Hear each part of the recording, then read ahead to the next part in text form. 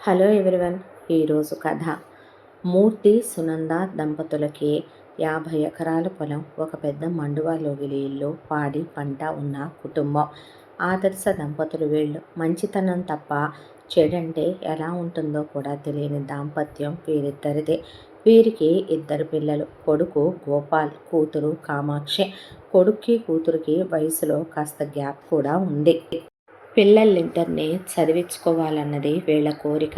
దాంతో చిన్నప్పటి నుంచే పిల్లలకి మంచి మనసు, అన్యోన్యం, వాళ్ళిద్దరికీ కలిసి ఉండేలాంటి బంధం, బాంధవ్యాలు నేర్పించి పెంచారు అన్నా చెల్లెళ్ళనే. గోపాల్ది ముందుగా డిగ్రీ అయిపోయి పీజీ అయిపోయింది. ఆయనకి వ్యాపారం పెట్టుకోవాలన్నది కోరిక. గవర్నమెంట్ ఉద్యోగం, ప్రైవేట్ ఉద్యోగం అవకాశాలు వచ్చినప్పటికీ కొడుకుపాటి వైపు మొగ్గు చూపించలేదు. దాంతో మూర్తి సునంద, చూడు నాయన, మా ఇద్దరికి అస్సలు ఈ మధ్య ఆరోగ్యం ఒక 4 ఏళ్లుగా బాగోటం లేదు. చెప్తే నువ్వు చెల్లి కంగారు పడతారని, మీ చదువులు డిస్టర్బ్ అవుతాయి అనే దాంతో మేము ఆ విషయాన్ని మీ దగ్గర బయట పెట్టలేదు. నువ్వు వ్యాపారం పెట్టుకోవాలనుకుంటున్నావు, మేము వద్దనే అమ్మా నాన్నలం కాదయ్యా. ఇక చెల్లి పెళ్లి విషయం అంటావా, మనకుందే 50 ఎకరాలు బంగారం పండే పొలం. అందులో 30 ఎకరాలు నువ్వు ఉంచుకో, 20 ఎకరాలు చెల్లి పెళ్ళికి కట్నంగా ఇచ్చేసే. నువ్వు పెళ్లి చేసుకొని వ్యాపారం పెట్టుకో బాబు. మావి వచ్చే ప్రాణాలు పోయే ప్రాణాలు అన్నట్టున్నాయి. నీ పెళ్లి చూసుకోవాలనే కోరిక. చెల్లి పెళ్ళి అయ్యేంత వరకు బ్రతుకుతామో లేదో నమ్మకం కూడా లేదు. చెల్లి చదువు ఇంకా ఉందే. రేపొద్దున చెల్లికి కన్యాదానం చెయ్యాలన్నా నీ పక్కన ఇల్లాలు ఉండాలి కదయ్యా అనేసరికి ఆయన అమ్మా నాన్నల్ని బాధ పెట్టడం ఇష్టం లేక సరేనన్నాడు. వాళ్ళు 50 ఎకరాల పొలం కొడుకు పేరు మీదే పెట్టేసి, కోడలికి పెట్టాల్సిన 100 తులాల బంగారంతో పాటు కూతురికి పెట్టాల్సిన 100 తులాల బంగారం, వెండి కొడుకు అప్పచెప్పి పెళ్లిలో పెట్టేయని, కూతురు పెళ్లికి పెళ్లి ఖర్చులు కూడా కొడుకు చేతిలో పెట్టి నువ్వే బాధ్యతలు తీసుకోవద్దని కొడుకు సంబంధం చూశారు. అమ్మాయి పేరు పునీత. అమ్మాయి లేని కుటుంబంలోనే పుట్టిందే. డిగ్రీ వరకు చదువుకుంది. చూడటానికి చాలా అందంగా ఉంది. దాంతో వాళ్ళ కుటుంబం, తల్లిదండ్రులు మంచివాళ్ళని తెలియటంతో ఆ పెళ్లి సంబంధానికి మొగ్గు చూపించారు మూర్తి సునంద. పెళ్లి చూపులకు వెళితే గోపాల్ మాట్లాడాలన్నాడు పునీతతో. అలాగేనని వీళ్ళు పక్కకి వెళితే, చూడండి, అమ్మా నాన్నకి ఆరోగ్యం బాగోటం లేదు, నేను వ్యవసాయము ఉద్యోగము చెయ్యాలనుకోవటం లేదు. చెల్లి బాధ్యత నా మీద ఉంది. చెల్లికేమీ నా సంపాదనలో నుంచి పెట్టాల్సిన అవసరం లేదు. చెల్లి డిగ్రీ ఫస్ట్ ఇయర్లో ఉంది. 2 సంవత్సరాల్లో చెల్లిది డిగ్రీ కంప్లీట్ అయిపోతే అమ్మా నాన్నలు పెట్టాల్సిందంతా నాకు అప్పచెప్పారు. చెల్లికి మన ఇద్దరి చేతుల మీదగానే మీరు నా భార్య అయితే ఇచ్చి ఒక మంచి అబ్బాయికి పెళ్లి జరిపించాలి. మీరు నాతో కలిసి నడవాలని నేను కోరుకుంటున్నాను. మీరు మీ వరకు ఇష్టమైతేనే ఈ పెళ్ళికి ఒప్పుకోండి, బలవంతం ఏమీ లేదు. మీరైతే నాకు చాలా బాగా నచ్చారు. నాకు కావలసింది మంచి మనసున్న అబ్బాయి అయితే చాలండి, నేను మంచోడ్నే అని ఆయన సరసంగా మాట్లాడేసరికి నవ్వి అక్కడి నుంచి లోపలికి పరిగెత్తింది పునీత. దాంతో 2 కుటుంబాల వాళ్ళు సంబంధాలకి ఓకే అనుకున్నారు. పునీతకు వాళ్ళు కట్న కానుకలు ఇచ్చుకోలేనంటే అసలు మాకు వద్దండి అని వీళ్ళే 100 తులాల బంగారం, 100 పట్టు చీరలు, కట్టుకునే చీరలతో సహా వీళ్ళే కొనిచ్చారు. ఆ తర్వాత గోపాల్కి చాలా భారీగా పెళ్లి ఖర్చులు పెట్టుకొని మూర్తి సునంద పెళ్లి జరిపించడం, ఆ తర్వాత మొదటి రాత్రులు అయిపోవటం. పునీతకి విపరీతమైనటువంటి దైవభక్తి. ఆవిడికి పెళ్ళైన వెంటనే పిల్లలు కలగలేదు. ఈలోపు గోపాల్ వీళ్ళ కొత్తగా పెళ్ళైన ఆ కాస్త ముడిపెని తీరిన తర్వాత ఆయన వ్యాపారం మీద పడ్డాడు. దాంతో కొడుకు ఆ వ్యాపారం గురించి అంతా రెడీ చేసుకోవటం మొదలుపెట్టాడు. ముందు గ్రౌండ్ వర్క్ అంతా కూడా. ఈలోపు ఒకరోజు రాత్రి పడుకున్న మూర్తి సునంద ఇక లేవలేదు. దాంతో కుప్పకూలిపోయింది కామాక్షి. నేనున్నానమ్మా నీకు, వదిన్ని అనుకోకు, తల్లిని అనుకో అని పునీత దగ్గరికి తీసుకుంది కామాక్షినే. ఏమంటా, నేను వచ్చాను, ముదరష్టపు దాన్ని, వచ్చి రాగానే అత్తమావల్ని మింగేశానంటే ఏం పిచ్చి మాటలు వదినమ్మా అవి, నువ్వు అనొచ్చా అలాంటి మాటలు అన్న తర్వాత ఆయన్ని పట్టుకొని ఏడ్చేసిందే. అత్తమావలు తిరిగి మన కడుపునే పుట్టాలనే నేను కోరుకుంటున్నాను అంటే, అమ్మని నేను కంటానులే వదిన, నాన్నని నువ్వు కందుగానులే అని కామాక్షి నవ్విందే.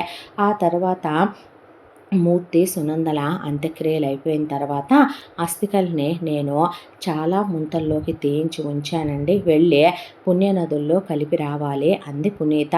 అయ్యో, చెల్లి చూస్తే చదువుకుంటోంది, నేను చూస్తేనేమో ఇప్పుడు మన వ్యాపారం గురించే ఆలోచించాలి. నేనేమి వ్యాపారాన్ని సిటీలో మొదలు పెడదాం అనుకోవట్లేదు. చెల్లి ఇక్కడ టౌన్లోనే చదువుకుంటుంది కాబట్టి టౌన్లోనే బిజినెస్ స్టార్ట్ చేస్తాను. ఊళ్ళో ఉన్న ఇల్లు అమ్మాలని ఉద్దేశం లేదు. అప్ అండ్ డౌన్ చేసుకుంటూ ఉంటాను నేను అనేసరికి, నువ్వు ఒక్కదానివి వెళ్ళి రాలేవు కదా, కొన్నాళ్ళు ఆగాక వెళదాంలే వదిన అంది కామాక్షి. అన్నాక పర్లేదు, నేను అత్తయ్య మావయ్య సంవత్సరీకంలోపు పూర్తి చేసుకొని వస్తాను వెళ్ళి అన్న తర్వాత, అది కాదు పునీత అంటే మీరు అడ్డు చెప్పొద్దండి అని ఆ తర్వాత పునీత వాళ్ళ అస్థికలన్నిటినీ తీసుకుని టాటా బాయ్ బాయ్ చెప్పి బయలుదేరి వెళ్ళింది. ఆ తర్వాత కామాక్షి తోడుగా ఉంది కాబట్టి కామాక్షి కమ్మగా ఉండి పెట్టుద్ది. గోపాల్ పునీతకి ఫోన్ చేస్తూ ఎక్కడెక్కడుందని కనుక్కుంటూ ఆవిడ ఆ మొక్కులవి తీర్చుకునే సంవత్సరం కాలానికి అత్తమామల ఆప్తికం వారం రోజులు ఉందనగా తిరిగి వచ్చింది. తిరిగి వచ్చిన తర్వాత పూర్తయినాయా నీ పనులు అనేసరికి వెళ్ళిన దగ్గర బోలెడంతమంది స్వాముల్ని, యోగుల్ని, సిద్ధుల్ని కలిసొచ్చానండి. పోయిన వాళ్ళ ఆత్మశాంతి కోసం మనం ఎన్నో చెయ్యాలని చెప్పారు. అవన్నీ ఇదిగోండి ఈ పుస్తకంలో రాసుకొని తెచ్చుకున్నాననేసరికి, నీకు ఈ దైవభక్తి పిచ్చేంటో నాకు అర్థం కాదన్నాడు ఆయన. ఏ భార్యను వదిలిపెట్టి ఉండలేకపోతున్నారా? నువ్వంటే నాకెంత ఇష్టమో నీకు తెలీదా? ఇక నుంచి నాకు అమ్మైనా నాన్నైనా చెల్లికైనా నాకైనా నువ్వే కదరా అన్నాడు ఆయన. అన్న తర్వాత ఏమంటా వ్యాపారం మొదలుపెట్టాడో 2 సంవత్సరాల్లో వ్యాపారంలో బాగా లాభాలు చూశారు. కామాక్షి డిగ్రీ అయిపోయింది. అయిపోయిన తర్వాత వీళ్ళంతా కలిసి అమ్మవారి దగ్గర మొక్కు తీర్చుకోవటానికని పక్క ఊరిలో జాతర జరుగుతుండగా వెళితే, అదే జాతరలో పక్క ఊరికి చెందిన శంకర్ అనే ఒక ఆయన కామాక్షిని చూసి చాలా ప్రేమించేసి ఇష్టపడ్డాడు. వాళ్ళు ప్రేమాయణాలు అవి ఇవి అంటే తప్పనే దాంతో కులాలు కూడా కలిశాయి. దానికి తోడు వీళ్ళ కుటుంబం పోయిన మూర్తి, సునంద గారులు ఎంతో మంచివాళ్ళని తెలియటంతో సంబంధంగానే వచ్చి అడిగారు. శంకర్ది ప్రైవేటు ఉద్యోగమే అయినా మంచి జీతం వచ్చే ఉద్యోగం, మంచి రాబడి కూడా ఉందని, దానికి తోడు మాకు రూపాయి కట్న కానుకలు వద్దని, కామాక్షిని కోడలుగా పంపితే చాలని, వాళ్ళకి వెనకమాల 4 రూపాయల ఆస్తిపాస్తులున్నాయి, మాకు ఒక్కడే కొడుకయ్యా శంకరు, ఏం చేసుకుంటాం చెప్పు నువ్వు పెట్టినా అని అడిగారు మూర్తిని. దాంతో ఆయన పెళ్లిలోనే 20 ఎకరాల పొలం రాసి చేయబోతే వద్దన్నయ్య, ప్రతి ఆడపిల్ల పుట్టింటి దగ్గర నుంచి దోచుకెళ్ళాలనుకుంటుందంట. నా పుట్టిల్లు చల్లగా ఉండాలని కోరుకునే చెల్లిని నేను. ఇప్పటికే నువ్వు 30 ఎకరాలు అమ్మి వ్యాపారం మీద పెట్టావు. ఈ 10 ఎకరాలు కూడా ఉంచి వ్యాపారం డెవలప్ అవుతోంది. అవసరమైతే వాడుకో, నాకు ఒక 10 ఎకరాలు పెట్టు చాలు. అవి కూడా పసుపు కుంకుమ కింద ఇక్కడే ఉంచు, నేనేమి అమ్మి తీసుకెళ్ళను, నీ చేతుల మీదగానే కవులకి ఇచ్చేసాయి అన్నాక, సరే అమ్మిచ్చిన బంగారం అయినా తీసుకోమ్మా అని వాళ్ళ అమ్మా నాన్నలు ఇచ్చిన డబ్బులతోనే ఆయన గ్రాండ్గా పెళ్లి చేసి శంకర్కి ఇచ్చి కామాక్షిని కాపురానికి పంపాడు.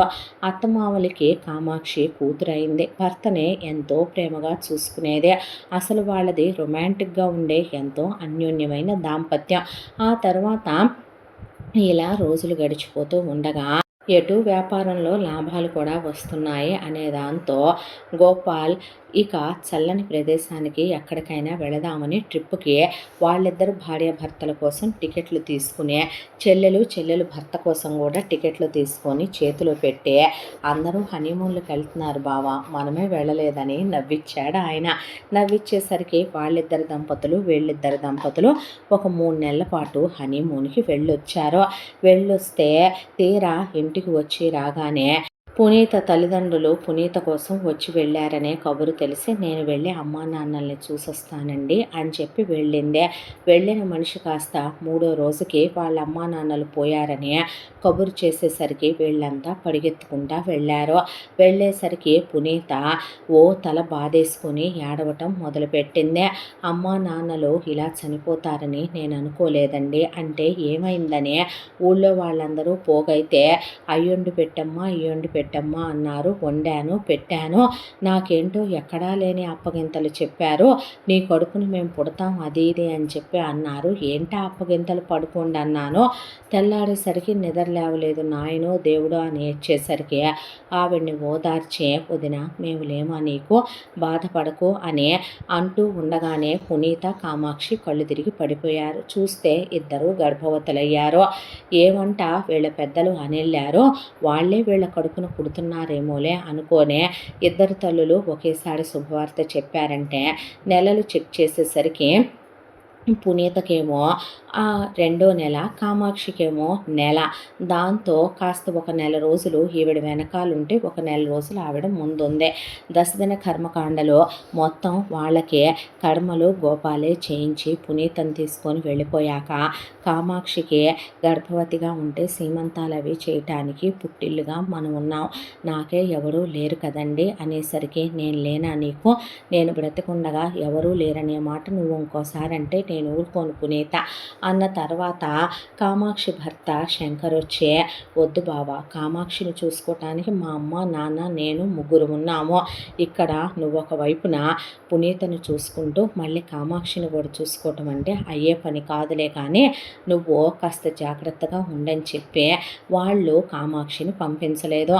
రోజులు గడిచిపోతూ పునీతకి 9 నెలలకి కొడుకు పుట్టాడు. పార్థు అనే పిల్లాడికి పేరు పెట్టుకున్నారు. ఆ తర్వాత కామాక్షికి 10వ నెల రాగానే పాప పుట్టిందే. సుభద్ర అని పిల్ల పేరు పెట్టుకున్నారు. బాగున్నారు, సుభద్ర అర్జునుల్ని కన్నారనమాట ఇద్దరు అని అందరూ నవ్వించటంతో పిల్లలిద్దరిని ఉయ్యాల్లో వేసేటప్పుడే వీళ్ళొక మాట అనేసుకున్నారు. సుభద్ర పార్థుకి భార్య, పార్థు సుభద్రకి భర్త అనే.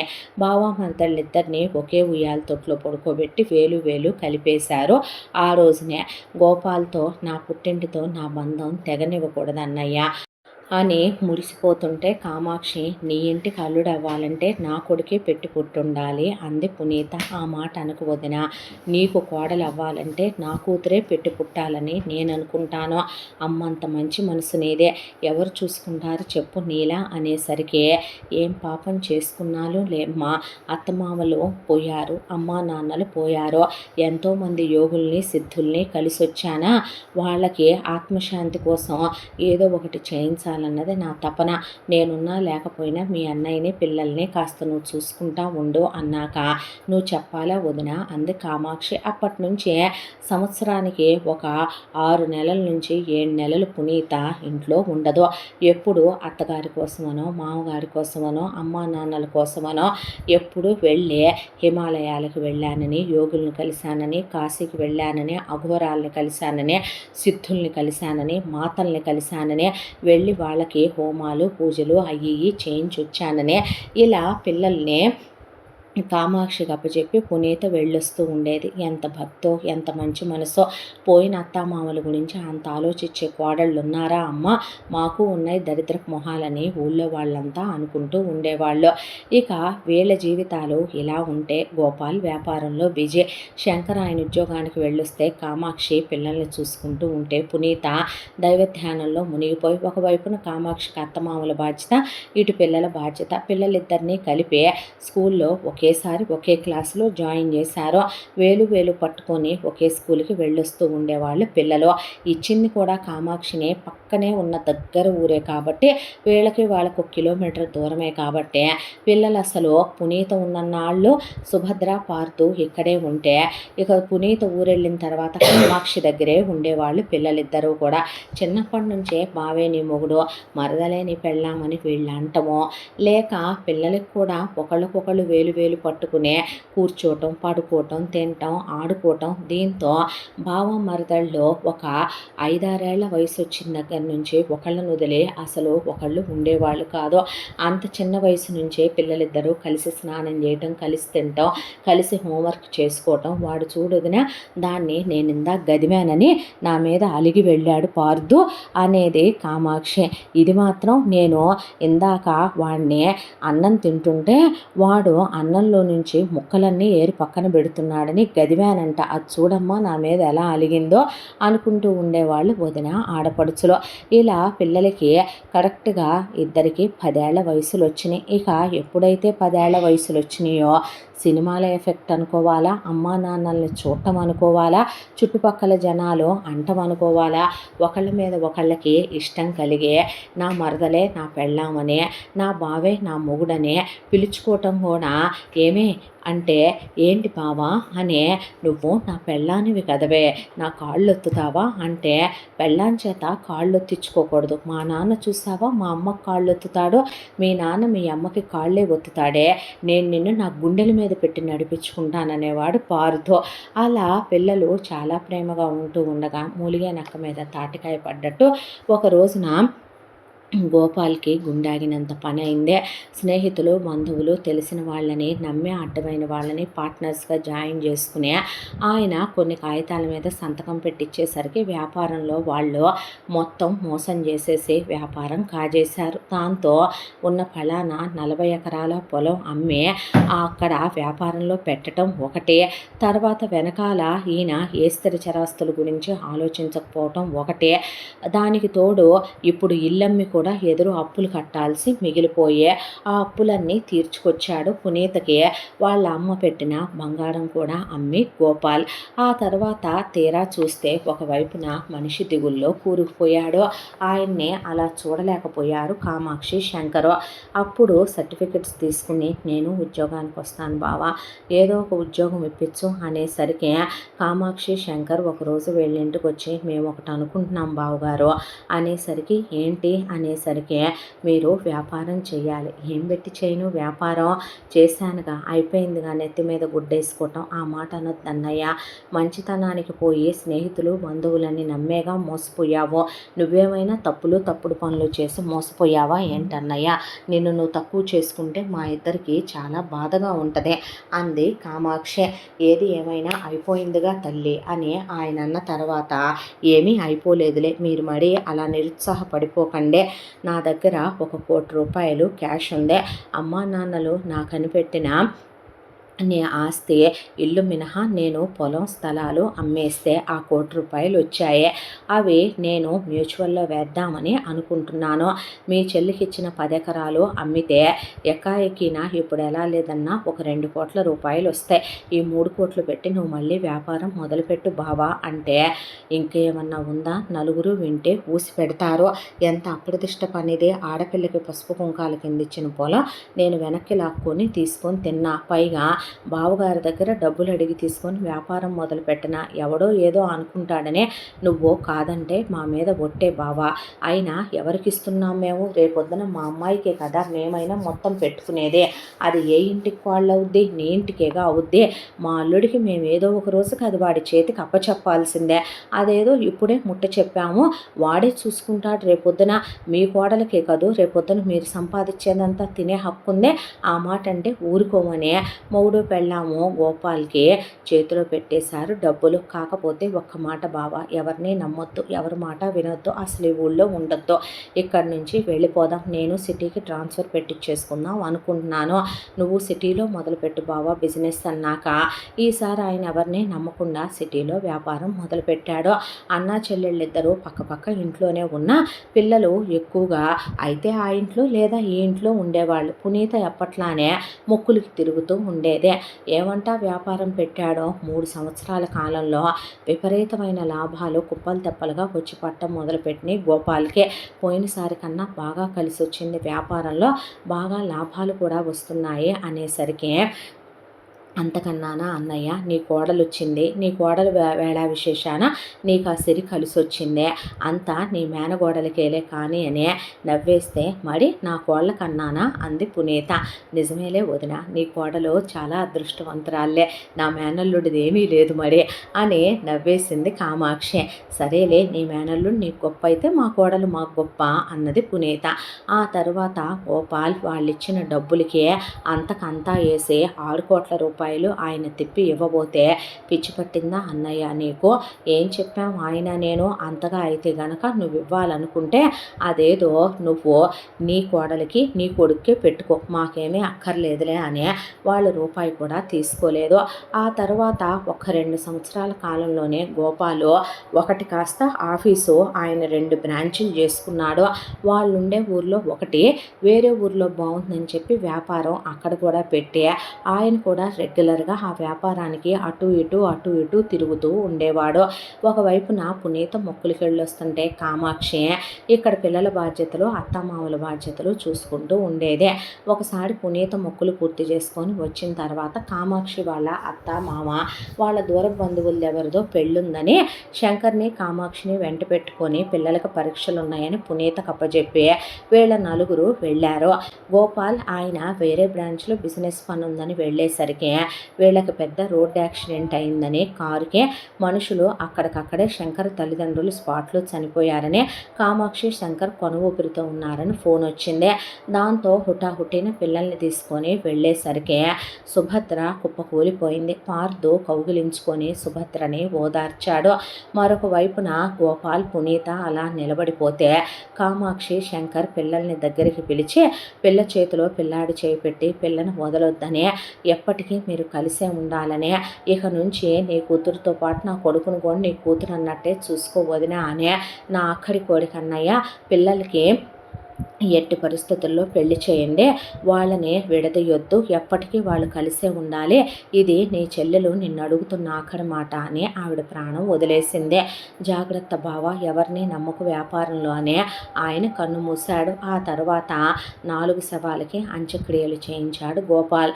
అయ్యో నా కర్మ, నేనేం పాపం చేసుకున్నానండి, పాపిష్టిదాన్నే, నేనొచ్చాక ఈ చావులేంటండి, అత్తామామలు పోయారు, మా అమ్మ నాన్నలు పోయారు, ఇప్పుడు ఎకాయకిన ఆడపడుచు మొగుడు ఆడపడుచు అత్తామామలు ఎంతమందిని మింగేశానా పాపిష్టిదాన్ని అంటే, పిచ్చి మాటలు మాట్లాడుకోకో, నీకేమైనా అయితే మాకెవరున్నారో, ఇక నుంచి నాకైనా పిల్లలకైనా ఈ ఇంటికైనా ఈ యావదాస్తికైనా అన్నిటికీ నువ్వే కదో చూసుకోవాల్సిన బాధ్యత వహించాల్సిన దానివి, యజమానురాలివి, నువ్వు అలా మాట్లాడితే నేనెంత బాధపడతానురా, అలా అనొద్దని ఆయన భార్యను దగ్గరికి తీసుకుంటే, నాకు మనశ్శాంతి లేదండి, పోయిన వాళ్ళందరి ఆత్మలో శాంతించట్లేదు, వీళ్ళందరూ ఆత్మశాంతి పూజలు చేయించాలంటే నీ ఇష్టం వచ్చినట్టు చేయించు, నేను వద్దంటానా ఏంటి, నువ్వు ఏ రోజు ఎంత తీసుకుంటున్నావు, దేనికి ఎంత వాడుకుంటున్నావు అని నేను అడిగానా, అన్లిమిటెడ్ కార్డులు ఉన్నాయి ఇంట్లో, క్యాష్ ఉంది ఇంట్లో, నీకేమి లేవనే అని ఆయన అనేసరికి ఒకవైపున సరే ఎటు ఇంట్లో సుభద్ర ఉంది, పార్థుకి తోడు,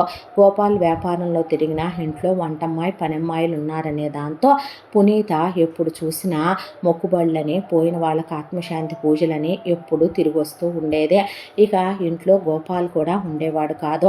పార్థు సుభద్రను తీసుకుని అలా వెళ్ళొస్తూ ఉండేవాడు స్కూల్కి. వెళ్ళొస్తూ ఉన్న అంతా దాంట్లో సుభద్రకి ఓణీలు ఇద్దామనే లోపు ఇలా జరిగిపోయింది అనే దాంతో సుభద్ర పెద్ద మనిషి అయిందని స్కూల్ నుంచి కబురు వచ్చింది. పునీత ఇంట్లోనే ఉంది.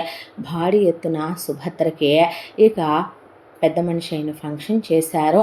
పుష్పవతి ఫంక్షన్లో పార్థు చేత బావగా చేయించాల్సినవి కొన్ని చేయించారు.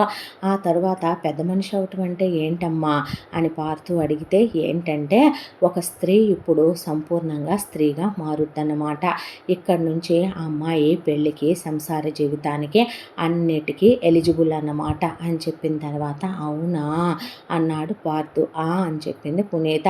అక్కడి నుంచి పార్థు అంతకుముందు వరకు సుభద్రతో కలిసి ఉన్నా ఆడుకున్నా ఆ అమ్మాయితో క్లోజ్గా ఉన్న చిన్నపిల్లలు అన్నట్టు ఉండేవాళ్ళు. కానీ ఎప్పుడైతే సుభద్ర మెచ్యూర్ అయిందో, పార్థు ఎప్పుడైతే టీనేజ్కి వచ్చాడో, నూనూగు మీసాలు రావటం మొదలైందో, అక్కడి నుంచి ఇద్దరు చాలా డీప్గా లవ్ చేసుకోవటం మొదలుపెట్టారు. ఇంట్లో పునీత ఉండేది కాదు. గోపాల్ ఎప్పుడు చూసినా అవతల 2వ బ్రాంచ్ డెవలప్ చేయాలని ఎక్కువ కాన్సన్ట్రేషన్ ఆయన వేరే ఊరికి వెళ్తూ ఉండేవాడు. దాంతో పార్థు సుభద్ర ఒకే గదిలో ఒకే మంచం మీద కౌగిలి కౌగిలించుకొని పడుకోవటం, సుభద్రని అమ్మా నాన్న లేకపోయినా తన గుండెల మీద పడుకోబెట్టుకోవటం. ఆ తర్వాత సుభద్రని పొద్దున్నే లేపి పెళ్ళి కాకపోయినా చిన్న పిల్లలే అయినా భార్యాభర్తలు ఎలా ఉంటారో వాళ్ళ అమ్మా నాన్నని అత్తమావయ్యని చూసున్నారు కాబట్టి పార్థు పొద్దున్నే లేపి సుభద్రకి కాఫీ టీ తాగరు కాబట్టి పాలు తీసుకొచ్చి సగం తాగిచ్చి తను సగం తాగి బ్రష్ మీద పేస్ట్ వేసిచ్చి నువ్వు వెళ్ళి బ్రష్ చేసుకొని రాపో అని గీజర్ ఆన్ చేసి స్నానం చేశాక నేను ఛాన్స్ ఏంటే పడతాయి, నేనేమి ఇప్పుడు చిన్నపిల్లని కాదులే, పెద్దెప్పుడు అయ్యావే, అయినా నేనేం చూడలేదనే సిగ్గులేదు బావా నీకు అని వెళ్ళి స్నానం చేసి వచ్చేదే. నీకు విషయం తెలుసా, బయట అమ్మాయిలు అబ్బాయిలు పెళ్ళిళ్ళు చేసుకుంటే పెళ్ళయిన తర్వాత వాళ్ళకి ప్రేమ బలపడుద్దంట. ఏది మీ అమ్మా నాన్నల్లా మా అమ్మా నాన్నల్లా, అప్పుడు వాళ్ళు లవర్స్ అవుతారంట. కానీ బావ మరదళ్ళు పుట్టడంతోనే లవర్స్ తెలుసా, పుట్టడంతోనే మూడు పెళ్ళాలు తెలుసా, అది కాదనే హక్కు ఎవరికీ లేదంట తెలుసా, ఇప్పుడు నువ్వు చెప్పావుగా బాబు తెలిసిందిలే అనేది సుభద్ర. ఆ తర్వాత పిల్లలిద్దరూ గడుసు వాళ్ళు, చాలా తెలివైన వాళ్ళు కూడా.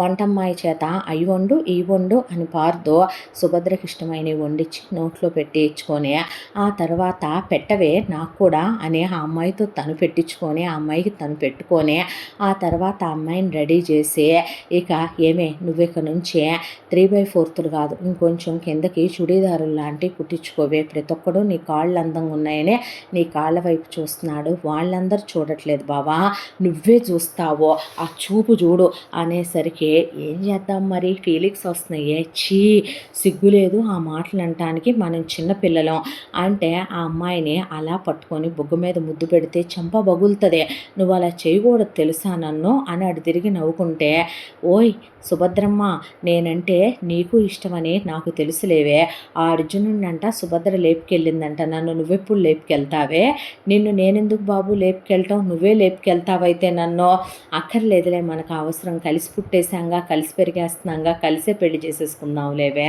అని ఒక లిప్ కిస్ ఇవ్వవే బావా, చెంప పగులుతుంది పిచ్చి వేషాలేస్తే, అమ్మ లేదు కదే నాన్న లేడు కదే నేనెవరికి చెప్పను లేవే, దేవుడు కళ్ళు కూడా మూసేస్తావేంటి నువ్వు అనేసరికి నీకు ఈ చేతస్తాలేంటే, పెళ్ళయిందాక అలాంటి ఏం కుదరవమ్మా, మరి పెళ్ళైతే ఏం చేసినా ఓకేనా అమ్మ, మరి చేసుకో అప్పుడు నువ్వు నమ్ముగుడువేగా అనేది సుభద్ర.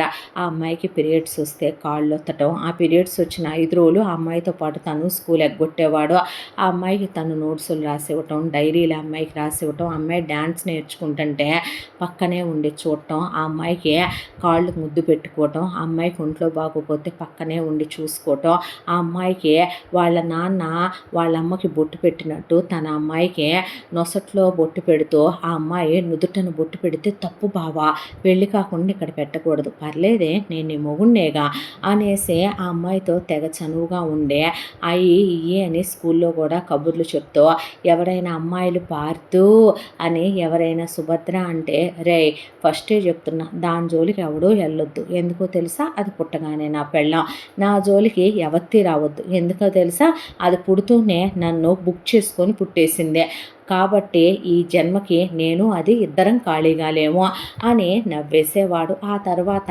ఇద్దరిది 10th అయిపోయింది. 10th అయిపోయిన తర్వాత ఇంటర్ కాలేజీల్లో కూడా అంతే పోటాపోటీగా చదివేవాళ్ళు ఇద్దరు చదువులు కూడాను. ఆ తర్వాత ఇంజనీరింగ్కి వచ్చారు. ఇంజనీరింగ్కి వచ్చిన తర్వాత పార్థు సుభద్రని ఇక బైక్ మీద ఎక్కించుకొని అటు ట్రిప్పులకి వెళ్ళటమని, ఫీల్డ్ ట్రిప్పులకి వెళ్ళటమని, సినిమాలకు వెళ్ళటం, షాపింగులకు వెళ్ళటం, ఇప్పుడు పెద్దోళ్ళు అయ్యారు కాబట్టి ఇద్దరూ కలిసి డిన్నర్లకు వెళ్ళటం, లంచ్లకు వెళ్ళటం, లాంగ్ డ్రైవ్లు వెళ్ళటం, లాంగ్ ట్రిప్పులు వెళ్ళటం, అసలు ఒకళ్ళని వదిలి ఒకళ్ళు ఉండేవాళ్ళు కాదు. ఇప్పుడు కూడా ఇద్దరు ఒకే గదిలో పడుకుంటుంటే పునీత ఒరే పెద్దోళ్ళు అయ్యారుగా ఇంకా వేరే వేరే పడుకోకూడదు, ఏమమ్మా నువ్వు కూడా ఎందుకే కలిసే పడుకోవటం అంటే, మీ అబ్బాయికి చెప్పొద్దయ్యా నన్ను వదిలి ఉంటున్నాడా, వెళ్ళి వేరే గదిలో పడుకుంటే వస్తున్నాడు బావ, ఏమే వాడు అసలే కంగారుగాడు, పెళ్ళయిందాక ఆగండమ్మా ఏ కాలో జారకూడదే తప్పే అంటే, నా కొడుకేం అలా చేయలే, అబ్బే చెయ్యడు, మీ కొడుకు గురించి మీరే చెప్పాలి నాకు, మీరు పెళ్ళాం పిచ్చోడు వాడు మరదలు పిచ్చోడు నాకు తెలియదు, మరే మీరు కాపురం చేస్తే ఎలా ఉంటుందో నేనే చెప్పాలి, నేనే అలిసిపోతాను మహాప్రభో, నాకే నీరసం వస్తుంది మీ కాపురం, మీ ఫ్యామిలీలో మగాళ్ళు ఎలా ఉంటారో మీ మగతనాలు ఎలా ఉంటాయో పోయిన కామాక్షిని మొన్న నన్నే అడగాలి. ఫస్ట్ నైట్ అయిన తర్వాత వీళ్ళమ్మ కళ్ళు తిరిగి పడిపోయింది. వీళ్ళ నాన్న ఊపు తట్టుకోలేక ఇక మీ గురించి అయితే అత్తయ్య నాకు బాదం పాలు నేతరసలు సున్నుండలు మీకు పెట్టాల్సింది నాకు పెట్టిందే. ఇక మీరే చెప్పాలే కానివ్వండి. మీ ఫైరే ఉంది వాళ్ళలో కూడా.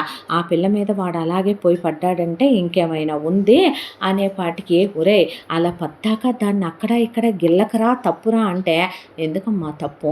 నేను దాని మొగుడినేగా, ఎందుకే తప్పు? వాడి దాని మొగుడేగా, మీరు అనొచ్చండి ఆ మాటలో.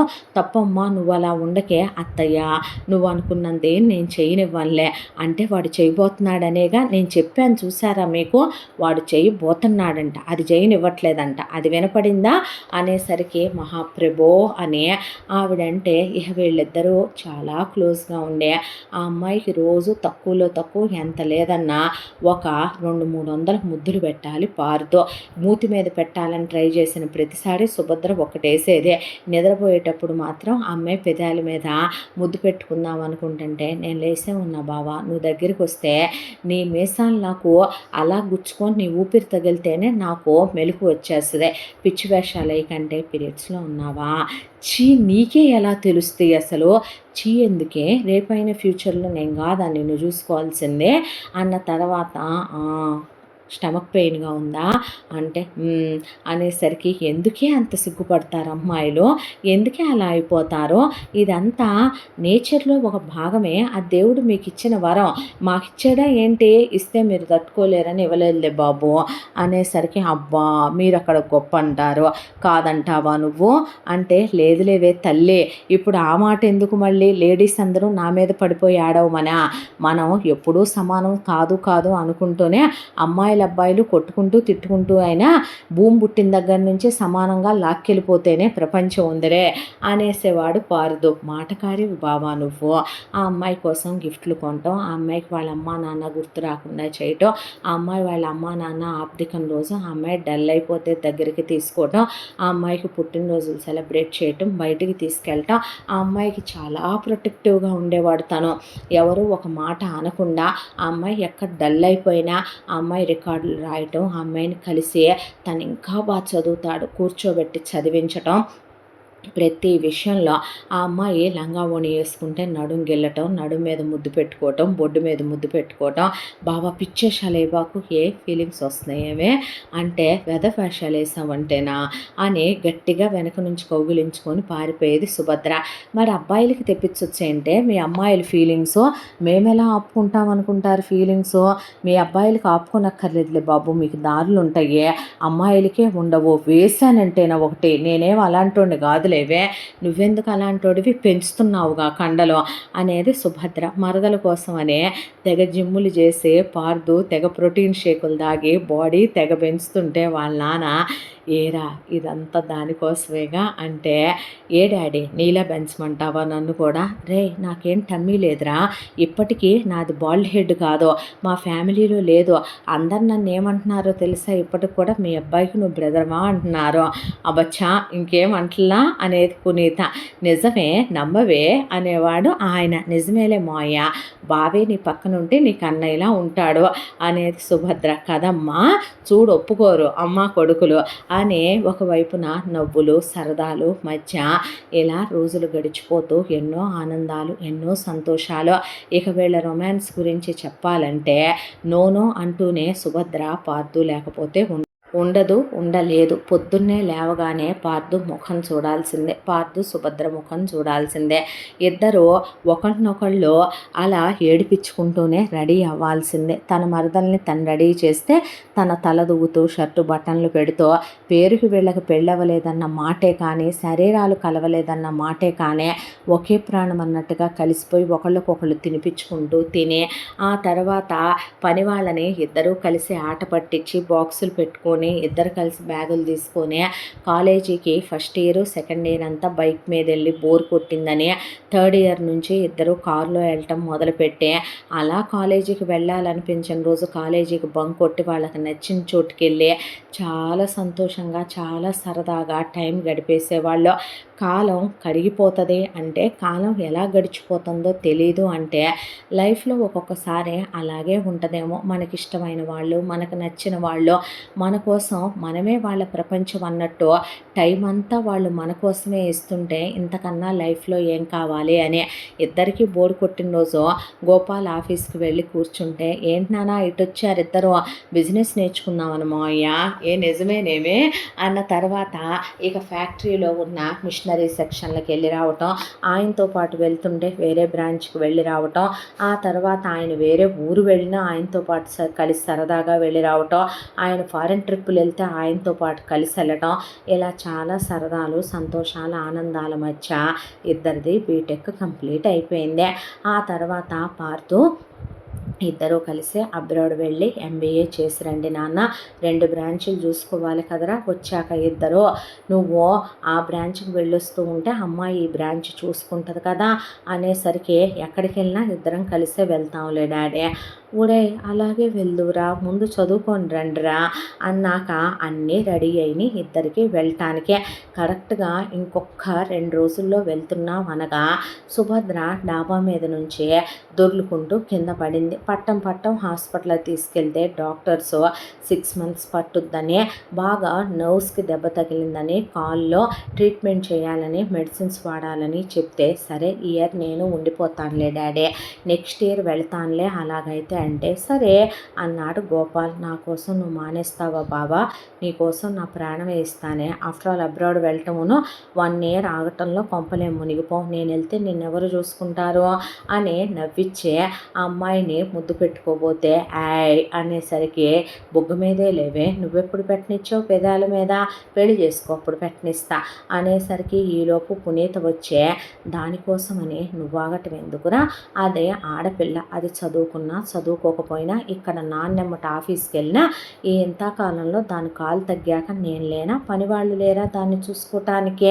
అవసరమైతే 4 మనుషులను పెడతాను దాని దగ్గర, దానికి ఏం తక్కువ కానిస్తాను నేను, నువ్వు వెళ్ళాలి, నువ్వు చదువుకోవాలి, నువ్వు తిరిగి రావాలి, ఇంకా పెళ్లి చేసుకోవా దాన్ని, సంవత్సరం అని ఇంకా ఎంత లేటు చేద్దామని అనేసరికి, అది కాదమ్మా దాన్ని వదిలి ఎలా వెళ్ళాలా అని, ఎందుకు వదిలేసి వెళ్తావు, తాళి కట్టి పెళ్లి చేసుకొని వెళ్ళు, నిన్ను నమ్మి నేను అమెరికా పంపుతాననుకుంటున్నావేంటి, నిన్ను అలా వెళ్ళి ఏ తెల్లదోలు దాన్నో నువ్వు తగులుకొని తీసుకొస్తే చూస్తా ఊరుకుంటాను, మరి ఇక్కడ అది నువ్వు వచ్చినాక నా మొగుడు వస్తాడని ఎదురు చూడాలి తప్ప బావొస్తాడని ఏమీ ఎదురు చూస్తా ఉండక్కర్లేదులే, కానీ వెంటనే పెళ్లి చేసేద్దామండి అనేపాటికి, ఉన్న పలాన పెళ్ళి అంటే, అవునండి వాళ్ళమ్మ పోతూ ఆఖరి కోరిక కోరుకుంది, ఇవాళ దేశం కాని దేశం వాడు వెళ్ళాలి, పిల్ల కోసం వాడిని ఆపామనుకోండి సంవత్సరం వృధాగా పోద్దే, అదే పెళ్లి చేసి పంపించామనుకోండి బాధ్యతగా వెళ్ళి చదువు కంప్లీట్ చేసుకొని వస్తాడు, ఈలోపు పిల్లకి తగ్గుద్ది, కాస్త మీరు ఆఫీసు తీసుకెళ్ళి పనేది నేర్పించండి,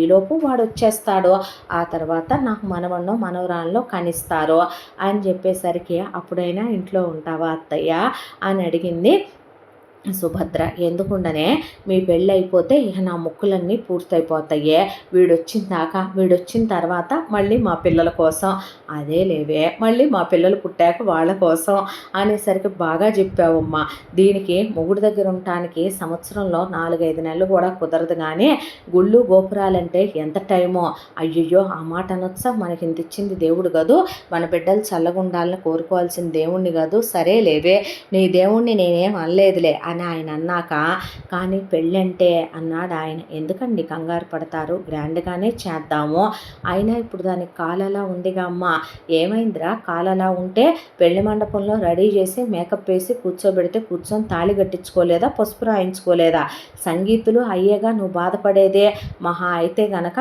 అలాంటి తంతులన్నీ మళ్ళీ నువ్వు వచ్చాక పెట్టుకోవచ్చులే, కానీ ఇప్పుడు అవేమి చేయించను, సింపుల్గా మన చుట్టాలని పిలిస్తే ఇప్పుడు పెళ్లి చేసేసుకుందరు, కానీ ఆ తర్వాత నువ్వు వచ్చాక మళ్ళీ వేడుకలన్నీ జరిపించి దాని కాలు తగ్గిన తర్వాత గ్రాండ్గా రిసెప్షన్ పెట్టి వ్రతం పెడతాను, సరేనా అన్నాక వాళ్ళ చుట్టాల్లో కొంతమందిని పిలిచే పెళ్లి చేసేశారు వీళ్ళిద్దరికీ.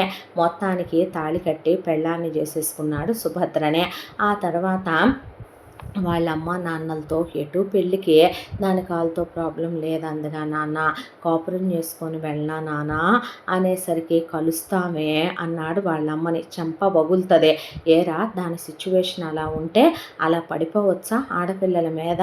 నేనేం దాన్ని ఇబ్బంది పెట్టనే, ఎలా ట్రీట్ చేయాలో నాకు తెలీదా ఏంటమ్మా?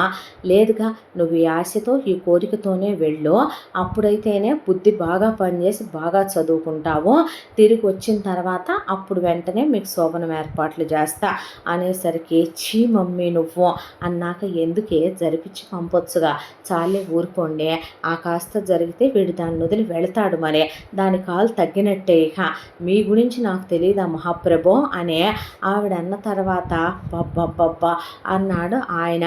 అనేసరికి ఈలోపు ప్యాకింగ్లు అయిపోయి పార్థు బయలుదేరుతూ ఉండగా సుభద్ర జాగ్రత్తగా వెళ్ళిరా అనేసరికి, నా పెళ్ళాం కోసంగా జాగ్రత్తగానే ఉంటానులేవే అని ఆ అమ్మాయిని అలా డోర్ దగ్గరికేసి ఇక 2-3 గంటల సేపు డీప్గా ముద్దు పెట్టుకున్నాడు పెదాల మీద.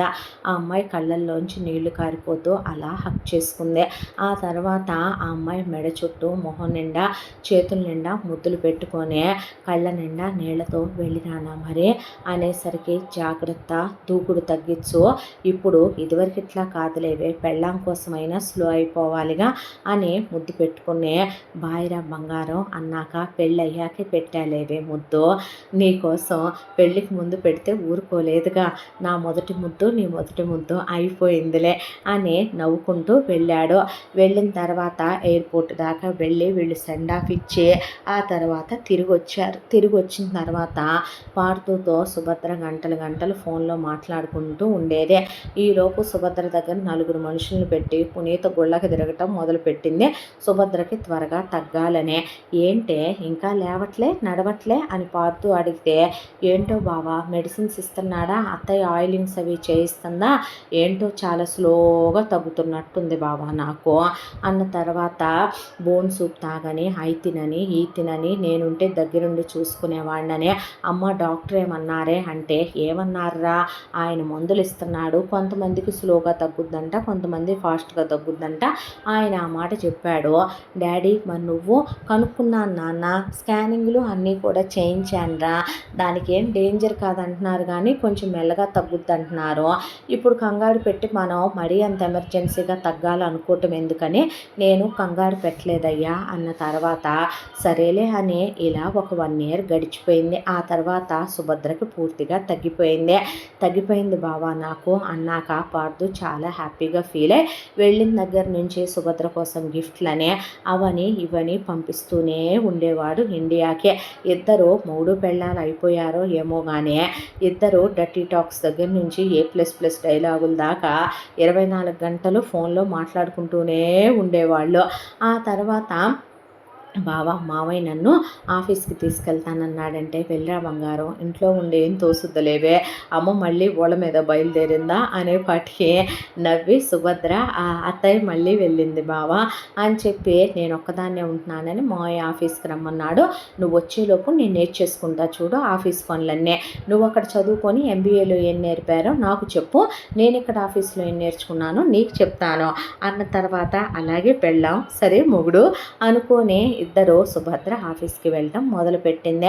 అలా ఒక రోజున వీళ్ళు ఆఫీస్కి వెళ్ళిన వాళ్ళు పెద్ద రోడ్ యాక్సిడెంట్ అయిందని ఫోన్ రావడంతో పునీత పరిగెత్తుకొస్తే హాస్పిటల్లో చేరిస్తే డాక్టరు, అమ్మ వీళ్ళకి బలమైన గాయాలైనాయి అమ్మ, తల దగ్గర ఇద్దరికి మతిస్థిమితం కోల్పోయారు అనేసరికి, డాక్టర్ గారు ఎంత డబ్బు ఖర్చు అయినా పర్లేదంటే, అన్ని డబ్బులతో నయం చేయగలిగితే లేనిదే ఉందమ్మా, నా వరకు నేను మెడిసిన్స్ ఇస్తాను, నేను బెస్ట్ ట్రీట్మెంటే ఇస్తున్నాను, మీరు ఆ మెడిసిన్స్ యూస్ చేయండి, మేబీ దేవుడు దయ చూస్తే ఏదో ఒక రోజుకి తగ్గాలనే ఆశిద్దాం అనేసరికి, తీసుకొచ్చి గోపాల్ని పునీత ఆయన బట్టలు తీసేసుకుంటున్నాడని నిక్కరు షర్టు వేసి ఒకవైపున సుభద్రకి లాంగ్ ఫ్రాక్స్ లేదా మిడ్డీలు పైన టాపులు లాంటివి వేసి ఇంట్లో పెట్టుకొని ఉంచుకుందే. చుట్టాలు బంధువులు అందరూ వస్తే ఆవిడ గుండె బద్దలైపోయేలా ఏడుస్తూ కూర్చొని పార్థు ఫోన్ చేసి, అమ్మ సుబ్బు ఫోన్ ఎత్తట్లేదేంటి, గోపాల్ ఏమయ్యాడు ఫోన్ ఎత్తట్లేదు, డాడీ ఎక్కడున్నాడమ్మా అని అడిగేసరికి ఆవిడ కన్నీళ్ళు అలా కొంగుతో ఒత్తుకుంటూ, అంటే అది సుభద్రని తీసుకొని నాన్న ఈ బ్రాంచ్లో వదిలి మీ నాన్న ఎక్కడరా ఎంత బిజీ అయిపోయాడో, నాన్నేమో అవతల బ్రాంచ్కి వెళ్ళాడా, అదేమో ఓతెగా వచ్చాక మా ఆయన కోసం అయ్యొండి పెట్టాలి ఇయ్యొండి పెట్టాలని ఏంటో కుకింగ్ క్లాసులంట, నీకోసమని నీకు ఇష్టమని బేకరీ ఐటమ్స్ నేర్చుకోవాలి, నీకు ఇష్టమని వంట నేర్చుకోవాలని అది అవన్నీ తిరుగుతుందయ్యా అన్నాక, అవునా మమ్మీ అంటే, అవును నాన్న నేనున్నానుగా నాతో మాట్లాడి, నేను ఎక్కడికి వెళ్ళలేదు లేరా అంటే, సరేనమ్మా కానీ అది వస్తే ఫోన్ చేయించవా అంటే, చేయిస్తాను నాన్న ఎందుకు ఛాన్సనో అని ఫోన్ పెట్టేసి, దేవుడు నాకు ఇంత అన్యాయం చేస్తాడనుకోలేదు, నా బిడ్డ తట్టుకోలేడు, ఈ మాట తెలిస్తే వాడి గుండె బద్దలైపోద్దని ఆవిడ ఏడుస్తుంటే పనివాళ్ళు, వచ్చిన చుట్టాలు, వచ్చిన స్నేహితులు బంధువులు కూడా తట్టుకోలేక కళ్ళనీళ్ళు పెట్టుకొని వెళ్ళారు. ఆ తర్వాత ఇలా ఒక 1 ఇయర్ కాలం గడిచిపోయింది. ఎన్నిసార్లన్నా అమ్మ ఫోన్ ఇవ్వదేంటి, డాడీ మరదలు ఫోన్లో మాట్లాడరేంటి అనే దాంతో రావాల్సిన టైం కన్నా సర్ప్రైజ్ చేద్దామని ఒక నెల రోజుల ముందే బయలుదేరి వస్తూ పార్థు సుభద్ర కోసం బోల్డన్ని గిఫ్ట్లు వాళ్ళ నాన్న కోసం అమ్మ కోసం కొని తీసుకొని ఇండియాకు వచ్చాడు. వచ్చేసరికి సర్ప్రైజ్ అని ఇంట్లోకి వచ్చేసరికి వాళ్ళ నాన్న సుభద్ర గన్నులు తీసుకొని బొమ్మల గన్నులు ఆడుకుంటూ అంకుల్ అని సుభద్ర పార్థునే గోపాల్ తాతయ్య డాడీ అని ఆడుకుంటుంటే, ఏమైంది వీళ్ళిద్దరికీ, నన్ను ఆట పట్టిస్తున్నారా ఏంటి పిచ్చి వేషాలు ఇద్దరు, ఏదైనా స్కిట్ చేస్తున్నారా అనేసరికి వచ్చి పునీత ఇక పార్థును పట్టుకొని పెద్దగా ఏడ్చి జరిగిన విషయం చెప్పి కళ్ళు తిరిగి పడిపోయింది. మమ్మీ అని ఆవిడని పడుకోబెట్టి డాక్టర్ని పిలిపిస్తే, బీపీ ఎక్కువగా ఉంది బాబు, స్ట్రెస్ తీసుకుంటున్నారుగా ఇన్ని రోజుల నుంచి అని చెప్పి వెళ్ళిన తర్వాత స్పృహలోకి వచ్చిన పునీత, నువ్వు వెళ్ళాక ఇలా జరిగిందయ్యా, ఇలా ట్రీట్మెంట్ చేస్తున్నాను నాన్న అన్నాక మళ్ళీ పార్థు డాక్టర్ దగ్గరికి తీసుకెళ్తే డాక్టరు, నేను బెస్ట్ మెడిసిన్స్ యూజ్ చేస్తున్నాను మిస్టర్, ఫారెన్ నుంచి నేను ఆల్రెడీ స్పెషలిస్ట్ను కూడా మీ అమ్మగారు అన్నారని పిలిపించాను, అయింది చిన్న రోడ్ యాక్సిడెంట్ కాదు, పైగా తగిలిన గాయం ఇద్దరికీ తలకి తగిలింది, దాంతో నార్మల్ అవ్వలేకపోతున్నారు, అక్కడికి నేను ఈ వరల్డ్లోని ది బెస్ట్ మెడిసిన్స్ తెప్పించి యూజ్ చేస్తున్నాను తెలుసా అనేసరికి, హోప్సో వాళ్ళకి తగ్గాలనుకుందాం అన్న తర్వాత ఇంటికి తీసుకొచ్చి అక్కడికి పార్థు వాళ్ళ నాన్నని దగ్గర కూర్చోబెట్టుకొని సుభద్రని కూర్చోబెట్టుకొని మెమరీస్ గుర్తు చేద్దాం, చిన్నప్పటి విషయాలు గుర్తు చేద్దాం, వాళ్ళ ప్రేమ గుర్తు చేద్దాం అని చాలా ట్రై చేసిన ఎలాంటి లాభం లేదో. ఒకవైపున చుట్టాలు బంధువులు వచ్చి కూర్చొని, పార్థు సుభద్రకి ఎటు పిచ్చెక్కేసింది కదరా, మా పిల్లల్లో ఎవరో ఒక అమ్మాయిని పెళ్లి చేసుకోరాదురా అనేసరికి పార్థు మాట్లాడబోయేంతలోపు పునీత వంటగదిలో నుంచి వచ్చి చెప్పు తీసుకొడతాను ఒక్కొక్క దాన్ని, దేవుడి దగ్గరికి వెళ్ళి పూజలు చేసేదాన్ని నా నోటితో శాపాలు పెట్టించుకోవద్దు, దానికి పిచ్చెక్కితే అది సంసారానికి పనికిరాదా, మగాడు ఒక ఆడది బాగుంటేనే కాపురం చేస్తాడా, దానికైనా తలకి దెబ్బ తగిలే దానికి పిచ్చి పట్టిందేమో కానీ అదేమి వాడి శారీరక అవసరాలు తీర్చలేనిదేమీ కాదులే, అయినా దాని మనసు బంగారం, దాని మనసు చూసి చేసుకున్నాం, అలా కూడా అది పిల్లల్ని కనగలదు, నేనేం సావలేదులే, నేను చూసుకుంటాను నా మేనగోడల్నే, అది వాడి పెళ్ళం నా ఇంటి కోళ్ళు, వదిలేయటానికి అదేదో ఇంట్లో ఉన్న గాలిపటమో ఎంగిలిస్తరాకో లేకపోతే అదేదో పెంచుకునే మొక్కో చెట్టో పుట్టో కుక్కో అన్నట్టు చెప్పబాకండే, ఇంకోసారి పిచ్చి సలహాలు ఇస్తే ఊరుకోననేసరికి, మీ అమ్మకి ప్రేమరా, మేమే తప్పుగా అన్నామనే వాళ్ళు వెళ్ళిపోయిన తర్వాత, ఏంట్రా వింటూ కూర్చున్నావు, చేసుకుంటావా వాటి కూతుళ్ళల్లో దేన్నైనా, అమ్మ అదంటే నాకు ఎంత ఇష్టమో, అదంటే నాకు ఎంత ప్రాణమో, దాన్ని నేను ఎంత ఇష్టపడి పెళ్లి చేసుకున్నానో నీకు తెలీదా అమ్మ, దానికి ఏమైనా అయితే నేను తట్టుకోలేనని, నేను బ్రతకలేనని తెలిసి కూడా అలా ఎలా మాట్లాడతావే నువ్వు, అయితే ఈరోజే శోభనం ముహూర్తం పెట్టిస్తాను, శోభనం గది ఏర్పాటు చేస్తాం, తన ఒంటి మీద చెయ్యరా నువ్వు ముందు అనేపాటికి ఒక 6 నెలలు చూద్దామమ్మా, డాక్టర్ తప్పు తగ్గుద్ది అంటున్నాడుగా, తగ్గకపోతే కనుక నేనేమి దాన్ని వదిలేనే, తప్పయ్యా, నాశనం అయిపోతావు, పక్క చూపులు చూడకూడదురా, పరాయి ఆడవాళ్ళ వైపు కన్ను తిప్పకూడదయ్యా అనేపాటికే, అమ్మ నువ్వేనా నా గురించి అలా అనుకుంటుందే, కల్లో కూడా అది తప్ప నా ఊహల్లో కూడా ఎవరూ ఉండరు మమ్మీ, నువ్వు అలాంటి అపనమ్మకాలు పెట్టుకోకన్నాక 6 నెలలు డాక్టర్ దగ్గరికి తిప్పినా నో యూజ్. ఆ అబ్బాయి పెదాల మీద ముద్దు పెట్టుకున్నా, దగ్గరికి తీసుకున్నా, హక్ చేసుకొని అలా అబ్బాయి దగ్గరికి తీసుకుంటే షర్ట్ లేకుండా గుండెల మీద పడుకోబెట్టుకున్నా పడుకొని ఆ అబ్బాయిని తిప్పి ముద్దులు పెడుతుందే కానీ ఆ అమ్మాయిలో ఎలాంటి వచ్చిన తేడా లేదు. దాంతో పార్థు డాక్టర్తో మాట్లాడితే డాక్టరు హోప్స్ తగ్గాలనే అనుకుందాం అన్న తర్వాత, డాక్టర్ మేమిద్దరం ఫిజికల్గా క్లోజ్ అవ్వచ్చా, దానివల్ల ప్రాబ్లం ఏం లేదు మిస్టర్ పార్థు, ఒక్కోసారి కొన్ని కేసుల్లో అలా క్లోజ్ అయినప్పుడు కూడా మేబీ వాళ్ళకి ఒక్కోసారి హార్మోన్స్ ఫీలింగ్స్ రావటం వల్ల కొన్ని చేంజెస్ జరుగుతాయి, వర్జన్గా ఉన్న వాళ్ళు అలా సంసార సుఖంలోకి వెళ్ళాక చేంజ్ అయిన వాళ్ళు కూడా ఉన్నారు అనేసరికి, థ్యాంక్ యూ డాక్టర్ అని, అలాగైనా అమ్మాయిని ఫిజికల్గా క్లోజ్ అయి మార్చుకోవచ్చు, తనైనా అమ్మాయి మనసును చూసి పుట్టినప్పటి నుంచి ఇష్టపడ్డ ప్రాణంగా ప్రేమించిన మరదలు ఎందుకు వదిలేసుకుంటాడు వాళ్ళ అమ్మాయికి ఏదో బ్రెయిన్ బాగాలేదని అనే దాంతో ఏర్పాటు చేయమ్మా శోభనానికి అనేసరికి, అదే బంగారం లాంటి మాట, నువ్వు నిప్పులాగా అన్నావురా ఆ మాటని, బ్రహ్మాండంగా శోభనం గది రెడీ చేయించి ఆ తర్వాత పార్థుని ఆఫీసు నుంచి తొందరగా వచ్చే నాన్న అంటే అలాగేనన్నాక సుభద్రని తెల్లచీర కట్టించి పని వాళ్ళతో రెడీ చేయించి బోల్డ్ అన్ని డైమండ్స్ అలాగే బోల్డ్ అన్ని ఆ అమ్మాయికి బంగారు నగలు వేసిన తర్వాత పని వాళ్ళని అమ్మాయిని సార్ని చూస్తూ ఉండండి, నేను గుడికి వెళ్ళి పూజారి గారితో పూజ చేయించి కుంకం తెస్తా, నాకు వాళ్ళకి పెట్టి గదిలోకి పంపిస్తా, అన్యోన్యంగా ఉంటారు వాళ్ళంటే, అలాగే నమ్మగారని అలా వెళ్ళిందో లేదో పునీత పనివాళ్ళు మత్తొచ్చి అలా నిద్రకి వాలిపోయేసరికి సుభద్ర ఇదే ఆదననే ఇంట్లో నుంచి బయటికి వెళ్ళిపోయి ఎటు వెళ్ళిపోయిందే. ఒకవైపున ఇంటికి వచ్చాడు పార్థు, సుబ్బు అంటూ ఉండగా పనివాళ్ళు, ఏదిరా నా మరదలేది, డాడీ ఏరి అనేసరికి, అమ్మాయి గారు ఇక్కడే ఉండాలిగా బాబు అనేసరికి పునీత్ వచ్చి పనివాళ్ళ దవడలు పగలగొట్టి, వారేరంటే సార్ గదిలోనే ఆడుకుంటున్నారమ్మా, పాపేదిరా అంటే ఇక్కడే ఉండాలి అమ్మగారు, అంత నిద్ర పట్టేసిందా మీకనే పని వాళ్ళను కొట్టి, పార్థు సుభద్రకి ఏమైనా అయిందంటే నేను బతకను, ఒళ్ళంతా నగలున్నాయిరా దానికి అని వెళ్ళి ఒకవైపున వీధిలో పడి పిచ్చి కుక్కలు వెతికినట్టు సందు గొంది తిరిగి ఆ అమ్మాయిని వెతకటం మొదలుపెట్టారు పునీత పార్థు. ఒకవైపున పని వాళ్ళని మనుషుల్ని కూడా పెట్టి వెతికించడం మొదలుపెట్టి పోలీస్ కంప్లైంట్ కూడా ఇచ్చారు. అంతా దాంట్లో ఎవరు పడి ఎతికినా ఎక్కడా కనిపించలేదు ఎవరికి సుభద్ర. అలా ఇంట్లో నుంచి వెళ్ళిపోయిన సుభద్ర నడుచుకుంటూ ఎక్కడికి వెళుతుందో ఏంటో తెలియకుండా ఒంటి మీద నగలతో హైవే రోడ్డు మీద పడే అలా తనకి ఓపికన్నంతసేపు నడుచుకుంటూ వెళ్ళిపోయిన తర్వాత ఒక దగ్గరికి వచ్చేపాటికి ఆకలేసింది, నీరసం వచ్చింది, భయం వేసింది, ఇంట్లో వాళ్ళు కావాలనిపించింది, టెన్షన్ వచ్చింది, ఇంటికి ఎలా వెళ్ళాలో దారి తెలియలేదు. అంతా దాంట్లో అలా పడి వెళుతూ ఉండగా ఎవరో ఒక అమ్మాయి కారు వేసుకొని అలా కారు ఫాస్ట్గా డ్రైవ్ చేసుకుంటూ వస్తున్న అమ్మాయి కొంచెం చూసుకోకపోతే సుభద్రని గుద్దేసి ఉండేదే. అలాంటిది ఆ అమ్మాయి వచ్చి సడన్ బ్రేక్ వేసేసరికి సుభద్ర భయపడుతూ కేకేసి అక్కడ నుంచునేసరికి ఆ అమ్మాయి పరిగెత్తుకుంటూ వచ్చేసరికి ఎవరు అనేసరికి ఆ అమ్మాయిని చూసి సుభద్ర పెద్దగా కేకేసి కళ్ళు తిరిగి పడిపోయింది.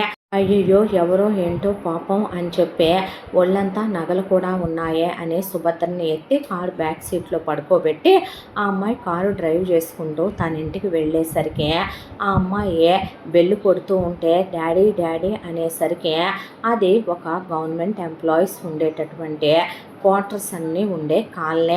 వాళ్ళ నాన్న భుజాన నాప్కిన్ వేసుకొని కళ్ళజోడు సరి చేసుకుంటూ ఆయన బనియను లుంగీ మీద ఉండి చేత్తో గరిటె పట్టుకొని వచ్చి తలుపు తీసే, ఎక్కడికి వెళ్ళావే వేళాపాళ లేకుండా నాతో చెప్పా పెట్టకుండా, అవును ఈ అమ్మాయి ఎవరు అని ఆయన అడిగేసరికి కాస్త హెల్ప్ చేయి డాడీ అనేసరికి పట్టుకొని తీసుకొచ్చే ఆ అమ్మాయిని లోపల పడుకోబెట్టిన తర్వాత వాటర్ తీసుకురా డాడీ అన్నాక, అసలు ఎవరే ఈ అమ్మాయి, నువ్వెక్కడికి వెళ్ళి చచ్చావే, ఇంట్లో నా పక్కన పడుకున్న దానివే అనేసరికి విషు గుర్తొచ్చాడు డాడీ. మనసేం బాగోక అలా కారు తీసి ఎక్కడికి వెళ్తున్నానో ఏంటో తెలియకుండా లాంగ్ డ్రైవ్ చేసుకుంటూ వెళ్ళాను. రోడ్డుకి అమ్మాయి అడ్డంగా పరిగెడుతూ వచ్చింది. నేను సడన్ బ్రేక్ వేశాను. లేకపోతే పెద్ద యాక్సిడెంట్ అయ్యుండేది అన్నాడు ఆయన. అనేసరికి ప్లీజ్ నాన్న అనేసరికి ఇప్పుడు నువ్వు గుద్దావేమే? అయ్యో లేదు నాన్న, నేను సడన్గా కారు ఆపేసరికి నన్ను చూసి కెవ్వుమని అరిసి తనే కళ్ళు తిరిగి పడిపోయింది డాడీ అనేసరికి అయ్యో ఎవరు బిడ్డో ఏంటో, ఏంటి ఒళ్ళంతా ఇన్ని నగలున్నాయి, కొంపదీసి పెళ్ళి నచ్చక పారిపోయి వచ్చిందా ఏంటి డాడీ అనేసరికి ఏమో పాపం, లేచిన తర్వాత అడుగుదాం ఉండు వెళ్ళి నీళ్లు తెస్తానని ఆయన నీళ్లు తీసుకొచ్చి సుభద్ర మొహం మీద చల్లేపాటికి సుభద్ర లేచి కూర్చుంది. అమ్మా ఎవరు నువ్వు అంటే, తాత ఎవరు నువ్వు? తాత మరి అలా ఉన్నానేమే నేను అనేసరికి డాడీ నువ్వు ఆగు అని హలో ఎక్స్క్యూజ్ మీ ఎవరండి మీరు అని అడిగితే హలో ఎక్స్క్యూజ్ మీ ఎవరండి మీరు అంది సుభద్ర. అనేసరికి ఈ తల్లి ఏంటి పిచ్చి తల్లిలాగా ఉంది డాడీ అనేసరికి అమ్మ బంగారం నీ పేరేంటి అనేసరికి అమ్మ బంగారం నీ పేరేంటి అంది సుభద్ర. అనేసరికి కన్ఫర్మ్ ఇది పిచ్చి తల్లేనే, కొంపదీసి నువ్వు గుద్దేసి తలకు దెబ్బ తగిలితే నాకు చెప్పట్లేదా? డాడీ పిచ్చి మాటలు మాట్లాడకు డాడీ నువ్వు అనేసరికి అసలు నువ్వు ఎందుకు వెళ్ళావే బయటికి? డాడీ విషయం గుర్తొచ్చి వెళ్ళానన్నానా? నా విషయాలు గుర్తొచ్చాడు డాడీ, నాకు తనతో గడిపిన క్షణాలు గుర్తొచ్చినాయి డాడీ. తను ఎందుకు నన్ను వదిలేసి వెళ్ళిపోయాడు డాడీ? ఎందుకు డాడీ? అన్నాళ్ళ మా స్నేహాన్ని మా ప్రేమని అన్ని సంవత్సరాలు మా బంధాన్ని ఎలా మర్చిపోయి వెళ్ళాడు డాడీ వాడు. నేనేమనాలి? దవడ పగలగొట్టొద్దా వాడిని? మరి మగాళ్ళు ఇలా ఎందుకు చేస్తారా అని అనుకుంటూ ఉండేవాడినే. ఇలాంటివి విన్నప్పుడే అనిపిస్తుంది మీ అమ్మది అది ప్రేమ వివాహమా? మీ అమ్మ అడుగులకి నేను మడుగులొత్తి మీ అమ్మను గుండెల్లో పెట్టుకొని ప్రాణానికి ప్రాణంగా ప్రేమించానా? మీరు అలాగే ఉంటారనుకొని మీ ప్రేమను నేను ఎన్నడూ కాదనలేదా? అలాంటిదే వాడిని తండ్రి లేకపోయినా తండ్రిలా చేరదీసి అంత ప్రేమాభిమానాలతో చూశానా? అన్నీ మీరే అంకుల్ అనేవాడు నా చిట్టి అని నీ చుట్టూ తిరిగేవాడు. నిన్ను ఎలా చేస్తాడని ఇలా వెళ్ళిపోతాడని నేను అనుకోలే. కనపడాలి చెప్తాను నీకన్నా ముందు నేనే వాడి తాట ఒలిచేస్తానని ఆయన అనేసరికి ఏంటో డాడీ నాకేం అర్థం కావట్లేదు అనేసరికి ఇప్పుడు ఏంటి అంటే నువ్వు వాణ్ణి తలుచుకుంటూ ఈ పిల్లని ఏం చేద్దామనుకుంటున్నావు? ఏముంది డాడీ చేయటానికి, ఫోటో తీయించి పేపర్లో యాడ్ ఇప్పిద్దాం, వాళ్ళు ఉంటే వచ్చి తీసుకెళ్తారులే, అప్పటిదాకా నువ్వు చూసుకో అని. అది కాదే టిఫిన్ వేసాను, నాకేం తినాలని లేదు నాన్న, ఈరోజు ఎటు సండేనేగా నేను ఇంట్లోనే ఉంటాను, నాకు మనసేం బాగా డిస్టర్బ్ చేయబాకు, కాసేపటి తర్వాత వచ్చి పేపర్ ఓడికి ఫోన్ చేసి పిలుస్తానని లోపలికి వెళ్ళిపోయింది చిట్టి వాళ్ళ నాన్న శరత్ గారు వెళ్ళి ఇక సుభద్రకి నా బంగారు తల్లి ఆకలి అవుతుందమ్మా అనేసరికి చిట్టి నువ్వోసారి తలుపు దీవే అనేసరికి ఏ నాన్న ఈ అమ్మాయికి స్నానం చేయించి నీ బట్టలు తొడిగివ్వు నాకు అంటే ఆ అమ్మాయికి ఏదైనా ఓ పేరు పెడదాం డాడీ, ఏ పేరు లేకపోతే పిలవటానికి బాగాలేదు అనేసరికి అవునా నువ్వు చిన్నీగా ఇది చిట్టి అనేసరికి నాకు ఇద్దరు ఆడపిల్లలుంటే మీ ఇద్దరిలాగే ఉండేవాళ్ళు కదే నా బంగారు తల్లులు, నాకు ఎంత ఇష్టమోనే ఆడపిల్లలంటే, చాలామంది నాన్నలకి నచ్చరా ఆడపిల్లలు, నాకు పిచ్చి ప్రేమే, నువ్వు నీ ఆడపిల్లల పిచ్చిను ఉండు నాన్న అన్నాక దా చిన్ని అంటే నేనా చిన్న, నువ్వు చిన్ని నేను చిట్టి, అలాగే చిట్టి అంది సుభద్ర. ఆ రోజు నుంచి సుభద్ర చిన్ని అయిపోయింది, ఆ చిట్టి వాళ్ళ ఇంట్లో ఒకటైపోయింది.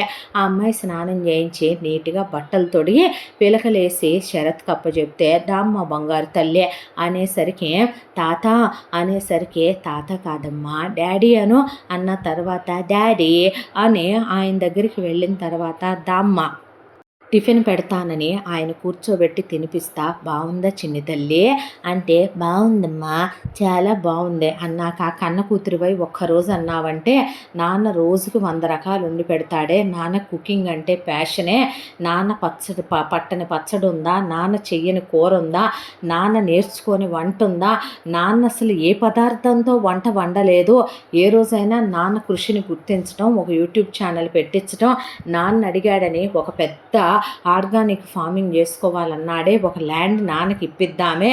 అబ్బే అలాంటివి ఉండదు. ప్రేమలంట, నీ బొందంట, లవ్ ఫెయిల్యూర్లంట, బ్రేకప్పులంట.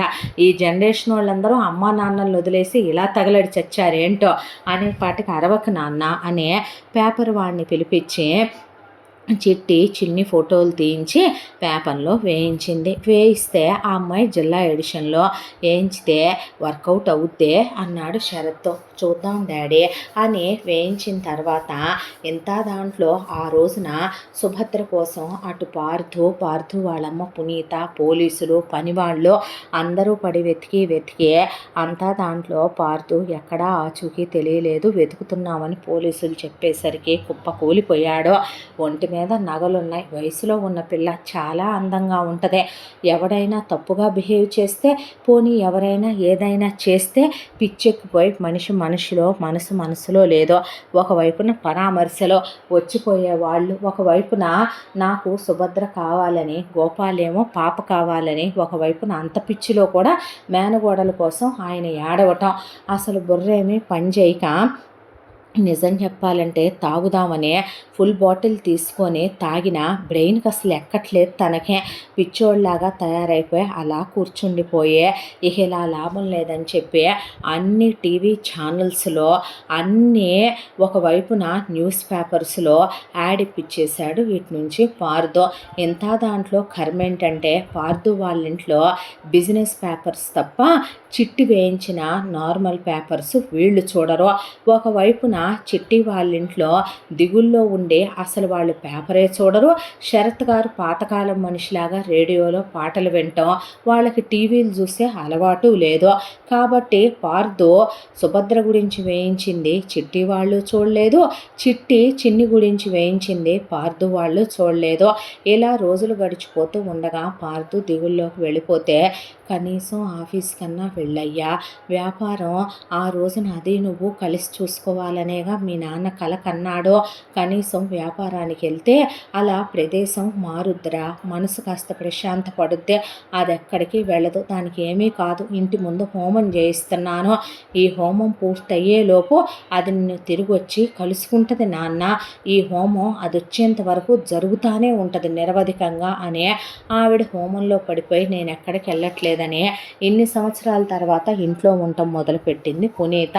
మరొక వైపున తీసుకెళ్ళి హాస్పిటల్లో చూపించుకొద్దాం నాన్న, నా లైఫ్లా దీని లైఫ్ అయిపోకూడదు అని చిట్టి చిన్నిని తీసుకుని ఎవరు రాకపోతే రాకపోనివమ్మ, నాకు నీతో పాటు అది కూడా పుట్టింది అనుకుంటాను, నీ చెల్లెలే అనుకుంటాను, పెంచుకుందామే అంటే అలాగేలే నాన్న అన్నాక హాస్పిటల్కి తీసుకెళ్ళి చూపిస్తే ఆ అమ్మాయికి పెద్ద ప్రాబ్లం ఏమీ లేదమ్మా, 2 ఆపరేషన్లు చెయ్యాలి, మహా అయితే గనక ఆ అమ్మాయికి ఒక 6 months to 7 months టైం పట్టుద్ది, ట్రీట్మెంట్కి ఎంత అవుతాయి డాక్టర్ అని అడిగితే ఎందుకు కావమ్మా బాగా అవుతాయి, చేయాల్సింది తలకి సర్జరీలు బాగా భారీగానే డబ్బులు ఖర్చు అవుతాయి, ₹1,00,00,000 పైనే అవ్వచ్చు అని చెప్పారు డాక్టర్లు. ఇక ఈలోపు శరత్ గారు వచ్చాక సాగుబాటు ఉంటే జ్వరం అంత వైభోగం లేదని, రోగాలు నయం చేయించుకోవాలంటే ₹1,00,00,000 బ్యాంకులో ఉండాలే చిట్టి ఈ రోజుల్లో అనేసరికి నువ్వు ఇప్పుడు నా గురించి ఆలోచించే అలాంటి ఏమి ఆ విశాల్ గాడి గురించి ఆలోచించి తెచ్చుకోబాకమ్మా, నేను నీకు నయం చేయించలేనంటే నాన్న అనేసరికి ఏంటే ఇప్పుడు చిన్నికి ఎలా నయం చేద్దాం, ₹1,00,00,000 అన్నారుగా, మన దగ్గర ఎక్కడే, అలాగే పెంచుకుందాం లేవే, మన బిడ్డ మనకు భారమా, నోరుమొయ్యి నాన్న అలా మాట్లాడతాం, ఓ పని చేద్దామా నాకు ఐడియా వచ్చిందని దీని నగలై నాన్న అనేసరికి తప్పమ్మా, పరాయి వాళ్ళ సొమ్ము పాము లాంటిదే, ఆశపడకూడదు నాన్న, నేను నీ కూతుర్నే మర్డర్ చేస్తా, పిచ్చి మాటలు మాట్లాడుకో, నాకు అసలు అలాంటి ఆశ ఉందా, ఏం మాట్లాడుతున్నావు నాన్న, నువ్వు గవర్నమెంట్ ఉద్యోగం చేస్తున్నావు రైల్వేలో, ఇన్నాళ్ళుగా ఈ క్వార్టర్స్లో పడి సస్తున్నావు, నీ డొక్కు స్కూటీ మీద వెళ్ళి చదువుకున్నాను తప్ప ఎవరి సొమ్ము కావాలన్నానో, విశాల్ గారిని ఎందుకు లవ్ చేస్తానప్పుడు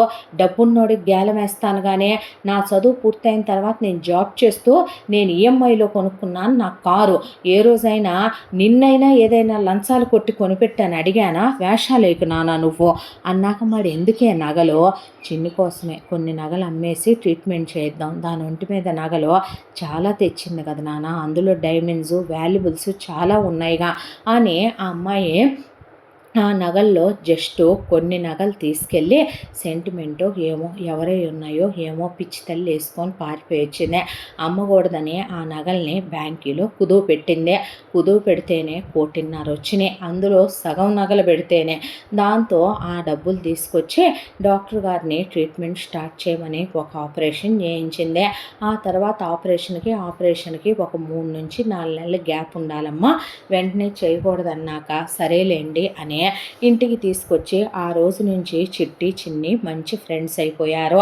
శరత్ గారు చిన్నికి జెల్లేయటం, ఆ అమ్మాయికి పౌడర్ రాయటం, బొట్టు పెట్టడం, ఇద్దరు కూతుళ్ళని ఆయన గుండెల మీద వేసుకొని పడుకోబెట్టుకోవటం, మా ఇంకో అమ్మాయిని అందరికీ చెప్పటం, ముగ్గురు కలిసి కారులో బయటికి వెళ్ళి రావటం, చిట్టి చిన్నిని తీసుకొని చిన్ని సినిమాకి వెళ్దామా అని, చిన్ని పార్క్కి వెళ్దామా అని, చిన్ని షాపింగ్కి వెళ్దామా అని, చిన్ని లాంగ్ డ్రైవ్ వెళ్దామా అని తీసుకెళ్తే చిన్ని చిట్టికి బాగా అలవాటే చిట్టి చిట్టి అంటూ చిన్ని చిన్ని అంటూ ఆయన్ని తాత అనుకుంటూ వాళ్ళ ఇంట్లో ఒకదానిగా ఆ అమ్మాయి కలిసిపోయింది.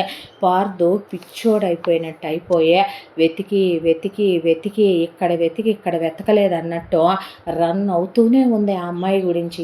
ఒకవైపు నుంచే ప్రైజ్ మనీ పెంచుతూనే ఉన్నాడు, పోలీసుల్ని పెట్టి వెతికిస్తున్నాడు. అది చాలదనే ఇంకా జనాల్ని హైర్ చేసుకునే వాళ్ళకి డబ్బులు ఇచ్చి మరీ వెతికించడం మొదలుపెట్టాడు. ఎంత దాంట్లో పార్థు ఇంకొక బ్రాంచ్కి వెళ్ళి చూసుకోలేకపోతున్నాడు, తన వల్ల కావట్లేదు. దాంతోనే ఆ బ్రాంచ్ మొత్తం చూసుకోవటానికి ఒక బ్రాంచ్ హెడ్గా వర్క్ చేయడానికి ఒకళ్ళు కావాలనే పేపర్లో యాడ్ ఇచ్చాడు. ఆ రోజున ఇంటర్వ్యూలు జరుగుతున్నాయి. ఆ ఇంటర్వ్యూకి చాలామంది వస్తే అందులో ఒక అబ్బాయి వచ్చాడు.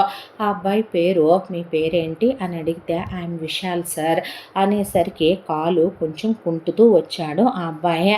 సరే, పర్సనల్ రీజన్ ఏమో మనం వికలాంగులైన అవహేళన చేయకూడదు, ఎవరిని జాలి చూపించడం కూడా తప్పే అనిపించే పార్థు కూర్చోండి అన్న తర్వాత హైటు వెయిటు పర్సనాలిటీ మనిషి చాలా అందంగా ఉన్నాడు. కానీ కళ్ళు ఇంతంత లోతుల్లోకి వెళ్ళిపోయి కళ్ళ చుట్టూ డార్క్ సర్కిల్స్, మొహం మీద దెబ్బలు తగిలి నయమైనట్టు, వాటి తాలూకా స్కార్స్, బాగా పెరిగిపోయిన జుట్టు, గడ్డం, మనిషి చూస్తే చాలా అపీరియన్స్ అది క్లాస్గా డీసెంట్గా డిగ్నిఫైడ్గా ఉంది. ఆ అబ్బాయి క్వాలిఫికేషన్ చూస్తే, మార్కులు చూస్తే పీక్లో ఉంది. ఆ అబ్బాయి నాలెడ్జ్ అంతకుముందు ఒక చోట జాబ్ కూడా చేసున్నాడు, ఎక్స్పీరియన్స్ కూడా ఉంది. అలాంటిదే ఏంటో ఇదంతా అర్థం కాలేదు పార్థుకి. ఆ తర్వాత విశాల్ని శాలరీ ఎంత ఎక్స్పెక్ట్ చేస్తున్నారు అని అడిగితే, మీరు అనక్కర్లేదు సార్, కాల్ మీ విశాల్, మీరు ఎంత ఇవ్వాలనుకుంటే ఆ పోస్ట్కి అంత ఇవ్వండి అన్న తర్వాత, అంటే బ్రాంచ్ మొత్తం మీరే చూసుకోవాలి, ఏదో దిగులుగా ఉన్నానని ఇలా కనిపిస్తున్నానని వర్క్ విషయంలో నెగ్లిజెన్సీ వహించను సార్, మీరు ఇలా ఎందుకున్నారో అడగొచ్చా సార్, అది నా పర్సనల్ రీజను, కొన్ని గాయాలు గుండెకి తగిలితే ఎవరికి చెప్పుకోలేవనేసరికి తనకి తగిలేసినట్టు అనిపించింది పార్థుకి ఆ మాట.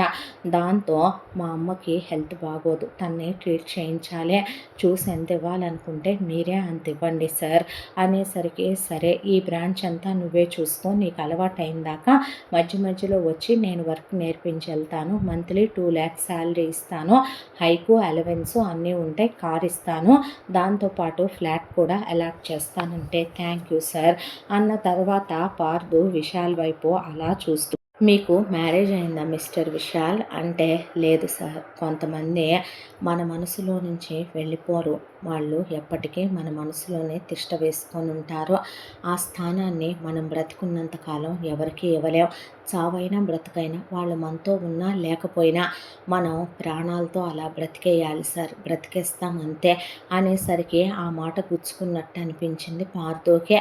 ఆ తర్వాత పార్థు వాళ్ళ ఊరు వెళ్ళినా ఎందుకో ఆ ఊళ్ళో ఆ ఇంట్లో మరదల జ్ఞాపకాలు, ఒకవైపున వాళ్ళ నాన్నకు అలా బాగోకపోవటం, పైగా బయట నిరవధికంగా జరుగుతున్న ఆ హోమం, ఇంట్లో బావా అది బావా ఇది అంటూ పిలిచినట్టే ఉండేది సుభద్ర.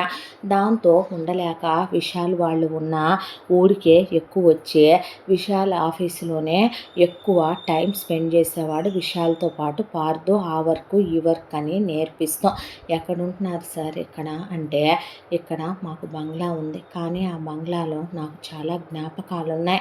దాంతోనే హోటల్ రూమ్‌లో ఉంటున్నానంటే, వద్దులెండి సార్ మా ఇంటికి రండి. మా ఇంట్లో ఉందురుగాని అనే విశాల్ పార్థుని వాళ్ళ ఇంటికి తీసుకెళ్తే, పార్థు అప్పుడే వాళ్ళమ్మని చూడటం. వాళ్ళమ్మ పెరాలసిస్ వచ్చి కుర్చీలో ఉంది. ఆవిడని ఒక కేర్ టేకర్ చూసుకుంటుంది. వెళ్ళగానే విశాల్ వాళ్ళమ్మ తల మీద ముద్దు పెట్టుకున్నాడు. ముద్దు పెట్టుకున్న తర్వాత రండి సార్ అన్న తర్వాత, సారీ ముద్దు విశాల్ కాల్ మీ పార్థు అంటే, అలాగేనండి అండి ఏమొద్దు పార్థు అను అంటే, నేను మీకన్నా 1 ఇయర్ చిన్నోడిని, పర్లేదు నువ్వు నన్ను పార్థు అనే పిలు, అలాగే పార్థు అనే కాఫీ ఇచ్చి ఇద్దరు బాల్కనీలో నుంచున్నాక ఎవరి ఆలోచనలు వాళ్ళ మనసులో రన్ అవుతున్నాయి. పార్థుకి ఒకవైపున తన సుభద్ర గురించే, విశాల్కి ఒకవైపున తన చిట్టి గురించి ఒకటే ఆలోచనలు. దాంతో పార్థు, విశాల్ ఒక విషయం అడగనా నేను నిన్ను అనేసరికి, చెప్పు అంటే, నీ మనసులో ఏదో బాధ ఉంది నాకు చెప్పొచ్చు కదూ అనేసరికి, మనం ఫ్రెండ్స్ అనుకుంటున్నాను అన్నాక, చెప్పకపోవటానికి ఏముంది సార్, నా చిట్టి నా నుంచి దూరం అయిపోయిందే అన్నాక, అంటే ప్రేమించావా అని ఫోటో చూపించాడు. ఆ ఫోటోలో చిట్టి వాళ్ళ నాన్న, విశాల్ వాళ్ళ అమ్మ ఉంటే, చిన్నప్పుడే మా ఫాదర్ పోయారు సార్. అమ్మ చాలా మంచిదే, మేమేమి కోటీశ్వరులం కాదు. నాన్న పోయాక అమ్మకి నాన్నగారి పెన్షన్ వస్తూ ఉండేదే. ఆ పెన్షన్ను మాకు నిజం చెప్పాలంటే సరిపోయేది కాదు. నాన్నదేమీ అంత పెద్ద పోస్ట్ ఏమీ కాదు. అయినా మేము ఇబ్బంది పడుతూ అక్కడే కాలనీకి పక్కనే ఒక చిన్న హౌస్ ఉంటే తీసుకొని ఒక గది, ఆ గది బయట చిన్న వరండాలో అమ్మ పిల్లలకి ట్యూషన్ చెప్తూ మిషన్ కుడుతూ చాలా కష్టపడి నన్ను పెంచుకొస్తూ ఉండేదే. ఎంత దాంట్లో మా డాడీకి బెస్ట్ ఫ్రెండ్ శరత్ అంకుల్. ఆ శరత్ అంకుల్ వాళ్ళ అమ్మాయి చిట్టి నేను ఒకేసారి హాస్పిటల్లో పక్క బెడ్ల మీద పుట్టేశాము. చిన్నప్పటి నుంచి వేలు పట్టుకొని కలిసే స్కూల్కి వెళ్ళి చదువుకునేవాళ్ళం. మా డాడీ పోయేటప్పుడు నేను మరీ చిన్నోడ్నే, నాకు ఒక 7 ఇయర్స్ ఏజ్ ఉంటుంది. దాంతో శరత్ అంకుల్ మా అమ్మని సొంత చెల్లెల్లాగా అనుకునే, నా బాధ్యతలన్నీ ఆయనే చూసి నా ఫీజు అది ఆయనే కట్టి, ఇక చిట్టి నేను చాలా క్లోజ్ ఫ్రెండ్స్ కాబట్టి అంకుల్ చాలా బాగా వంట చేస్తారు.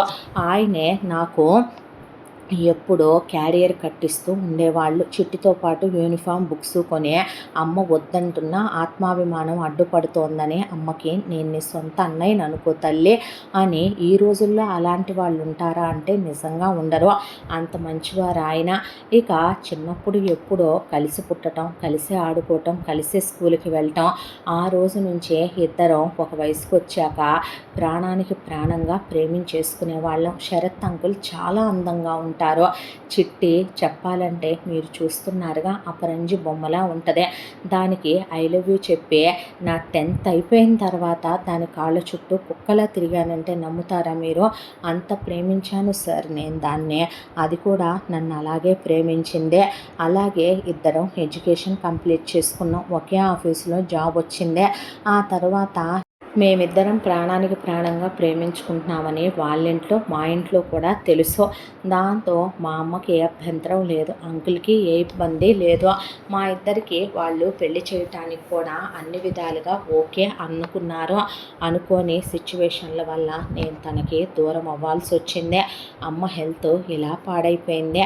ఆ తర్వాత ఇలా ఇక్కడికి వచ్చి బ్రతుకు తెరువు కోసం ఇలా ఒక జాబ్ ఎత్తుక్కున్నాను. అమ్మకి నయం చేర్చడం కోసం అనేసరికి, అసలు ఏం జరిగింది అంటే, ప్లీజ్ సార్ ఆ ఒక్కటి మీరు నన్ను అడగొద్దు. ఇప్పుడు నేను మీకు ఆ విషయం చెప్పలేను. చెప్పి నా చిట్టిని నేను ఎందుకు దూరం చేసుకున్నానని నన్ను నేను మళ్ళీ నిందించుకోలేను.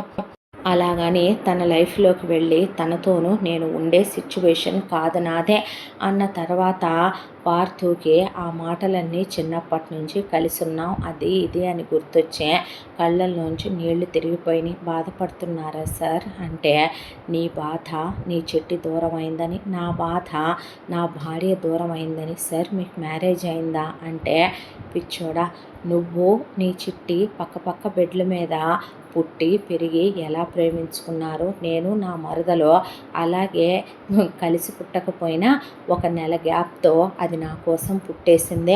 అప్పటి నుంచి మేము ఇలా లవ్ చేసుకున్నామని, ఆ తర్వాత ఇలా పెళ్ళయిందని, ఆ తర్వాత నేను ఇలా అబ్రాడ్ వెళ్ళానని, తిరిగి వచ్చేసరికి ఇలా మతిస్థిమితం కోల్పోయి మా నాన్న నా సుభద్ర ఇలా ఉన్నారని నయం చేయించాలనుకున్నానని, ఫిజికల్గా క్లోజ్ అయితేనైనా తగ్గుద్దని ఇలా శోభనం ఏర్పాట్లు చేసుకుంటే ఇంట్లోంచి వెళ్ళిపోయిందని పిచ్చోళ్ళ వెతుకుతున్నానని పార్దో విషయాల్ని కౌగిలించుకొని వెక్కిళ్ళు పెట్టి ఏడ్చేశాడు. తనకి ఏమీ అయ్యుండదులేండి సార్, అయ్యుండదురా, అయ్యుంటే నా గుండె ఆగిపోయేదిగా, దానికి ఏదైనా అయ్యుంటే ఈ పార్దు బ్రతకడు విశాల్. అవును సార్, నా చిట్టికి కూడా అంతే, ఏమైనా అయితే మనం బ్రతకం అన్నాక నేను మీకు హెల్ప్ చేస్తాను, కలిసి వెతుకుదాం అనేసరికి నా భయం వల్ల ఒక్కటే, వెళ్ళేటప్పుడు అన్ని నగలతో వెళ్ళిందే, ఎవడైనా ఆ నగలు తీసుకొని ఏమైనా చేశాడంటావా సార్? ఒకటే, మనం ప్రైజ్ మనీ ఎక్కువ ప్రకటిద్దాం, ఎవడైనా ఒకవేళ నగలు తీసుకున్న డబ్బు కోసం తిప్పి మనకే కాల్ చేయాలిగా, మీరు అలా డిసప్పాయింట్ అయిపోవద్దు, మీరు అలా దిగుల్లోకి వెళ్ళిపోవద్దు సార్. మనదనే రోజు ఖచ్చితంగా దేవుడు మన వాళ్ళని మన దగ్గరికి చేరుస్తాడు అని చెప్పి విశాల్ కూడా పార్థుకి హెల్ప్ చేయడం మొదలుపెట్టాడు. ఇలా రోజులు గడిచిపోతూ ఇటు చిట్టి చిన్నికి రెండోసారి కూడా ఆపరేషన్ చేయించేసింది. చేయించిన తర్వాత డాక్టర్ని అడిగితే, డాక్టర్ తన గతం ఎప్పుడు గుర్తు రావచ్చు, ఇక్కడి నుంచి అమ్మ ఏ క్షణమైనా అమ్మాయికి గతం గుర్తు రావచ్చు, గతంలో తాలూకా మనుషుల్ని కానీ, వాళ్ళ తాలూకా మెమరీస్ కానీ, ఫొటోస్ కానీ, వాళ్ళ తాలూకా ఏదైనా జ్ఞాపకాలు కానీ చెప్పి గుర్తు చేయండి, ఇంకా త్వరగా గుర్తొస్తాయి అన్నాక అలాగేనని చిన్నిని ఇంటికి తీసుకొచ్చాక ఒక 10 రోజులు గడిచాక చిట్టికి మనసేమీ బాలేదు. ఆ రోజు బాగోక ఇక బయటికి వెళ్ళారు. బయటికి వెళ్ళి గుళ్ళో కూర్చున్నాక చిట్టి కారులో అలా ఎక్కడికి వెళ్తున్నామో తెలియకుండా నువ్వు తీసుకెళ్తావే, లాంగ్ డ్రైవా అమ్మా అంటే, వెళ్దామా అని అడిగితే, దీన్ని బయటికి తీసుకొచ్చి బాగా అలవాటు చేశానని, నాన్న లాంగ్ డ్రైవ్ తీసుకెళ్తానంటే, ఉండవే ముందు అనే, ఇట్రండి అని చెప్పి ఆయన పిల్లలకి స్వెటర్లు వేసి మాస్క్ వేసి ఆ తర్వాత క్యాప్ పెడితే, ఏంటి నాన్న ఇదంతా, బయటేమో చలిగా ఉంది, నువ్వేమో ఏసీ వేస్తావో, పిల్లకి ఆపరేషన్ అయ్యలేదు, నాకెందుకు మరి, నీకు తెక్కెక్కువ కదే అందుకని అనేసరికి, నీది జలుబు వస్తుందిగా అమ్మ, త్వరగా పడదు కదే నీ క్లైమేట్ చేంజ్ అయితే, సరేలే అన్నాక త్వరగా వచ్చేయండి అమ్మా, 4-5 రకాలు వండుస్తాను అని ఆయన చెప్తే, డాడీ నా కోసం చికెన్ లెగ్ పీస్ ఫ్రై చేయి అంది చిన్ని. అయ్యో ఈరోజు స్పెషల్గా చేస్తానురా, గ్రీన్ మసాలా వేసి చేస్తానమ్మా, వెళ్ళండి అన్న తర్వాత సరేనని వీళ్ళలా లాంగ్ డ్రైవ్ చేసుకుంటూ పాటలు పెట్టుకొని చిన్నికి తినే అక్కడక్కడ ఆపి ఇప్పించుకుంటూ చిట్టి అలా బయలుదేరిందే. ఒకవైపున చిన్ని కోసం వెతుక్కుంటూ పార్థు విశాల్ రోడ్డు మీద పడే వెతికి అలిసిపోయే ఇద్దరికి గుండె బద్దలైపోయేంత బాధ ఒక్కసారి విశాల్కి చిట్టి గురించి, పార్థుకి సుభద్ర గురించి వచ్చిందే. వచ్చేసరికి ఒక బారు ముందు అలా కారు ఆపితే వెళ్దామా అనుకొని ఇద్దరు కలిసి వెళ్ళి తాగారు. ఒకళ్ళనొకళ్ళు పట్టుకొని ఏడ్చేశారు. అబ్బాయిలకి ఏ ఎమోషన్ వచ్చినా ముందు గుర్తొచ్చేది డ్రింకే అన్నట్టు ఇద్దరు తాగి అలా కారులో కూర్చొని బ్రెయిన్ పనిచేయక ఎటెళ్తున్నామో ఏంటో తెలియకుండా విశాల్ డ్రైవ్ చేస్తూ అలా పక్కనే ఉండి పార్థు పిచ్చివాగుడు వాగుతూ అలా డ్రైవ్ చేసుకుంటూ వచ్చి సడన్గా ఒక్కసారిగా ఇటువైపున విశాల్ అటువైపున చిట్టి కారు ఎదురెదురయ్యి సడన్ బ్రేకులు కొట్టుకునేసరికి ఏమైంది అని ఒక్కసారిగా మత్తు దిగి పార్థు చూసేసరికి కారు అనే విశాల్ అంటూ ఉండగా చిట్టి కారులో నుంచి దిగి ఒకవైపున విశాల్ అనేసరికి విశాల్ కూడా కారులో నుంచి దిగాడు. దిగేసరికి పార్థు అలా దిగి చిట్టి కదూ అనే, చిట్టిరా అనే విశాల్తో అనేసరికి ఈలోపు అక్కడున్న సుభద్రకి మాస్క్ పెట్టి ఉన్న పార్థుకి అమ్మాయి అర్థం కాలేదు, కానీ ఆ అమ్మాయికి పార్థు అర్థమయ్యి ఒక్కసారిగా తలంతా అమ్మాయికి మొద్దుబారిపోయే జ్ఞాపకాలు గుర్తు రావటం మొదలై చిన్నప్పటి సంఘటనలు. ఆ తర్వాత అన్నీ గుర్తొచ్చి ఇటువైపున చిట్టి, శరత్ గారు అన్నీ జ్ఞాపకం రావటం మొదలైనవి. ఆ అమ్మాయికి పిలుద్దామంటే ఆ అమ్మాయి పిలవలేకపోతుంది, కళ్ళు తిరుగుతున్నాయి.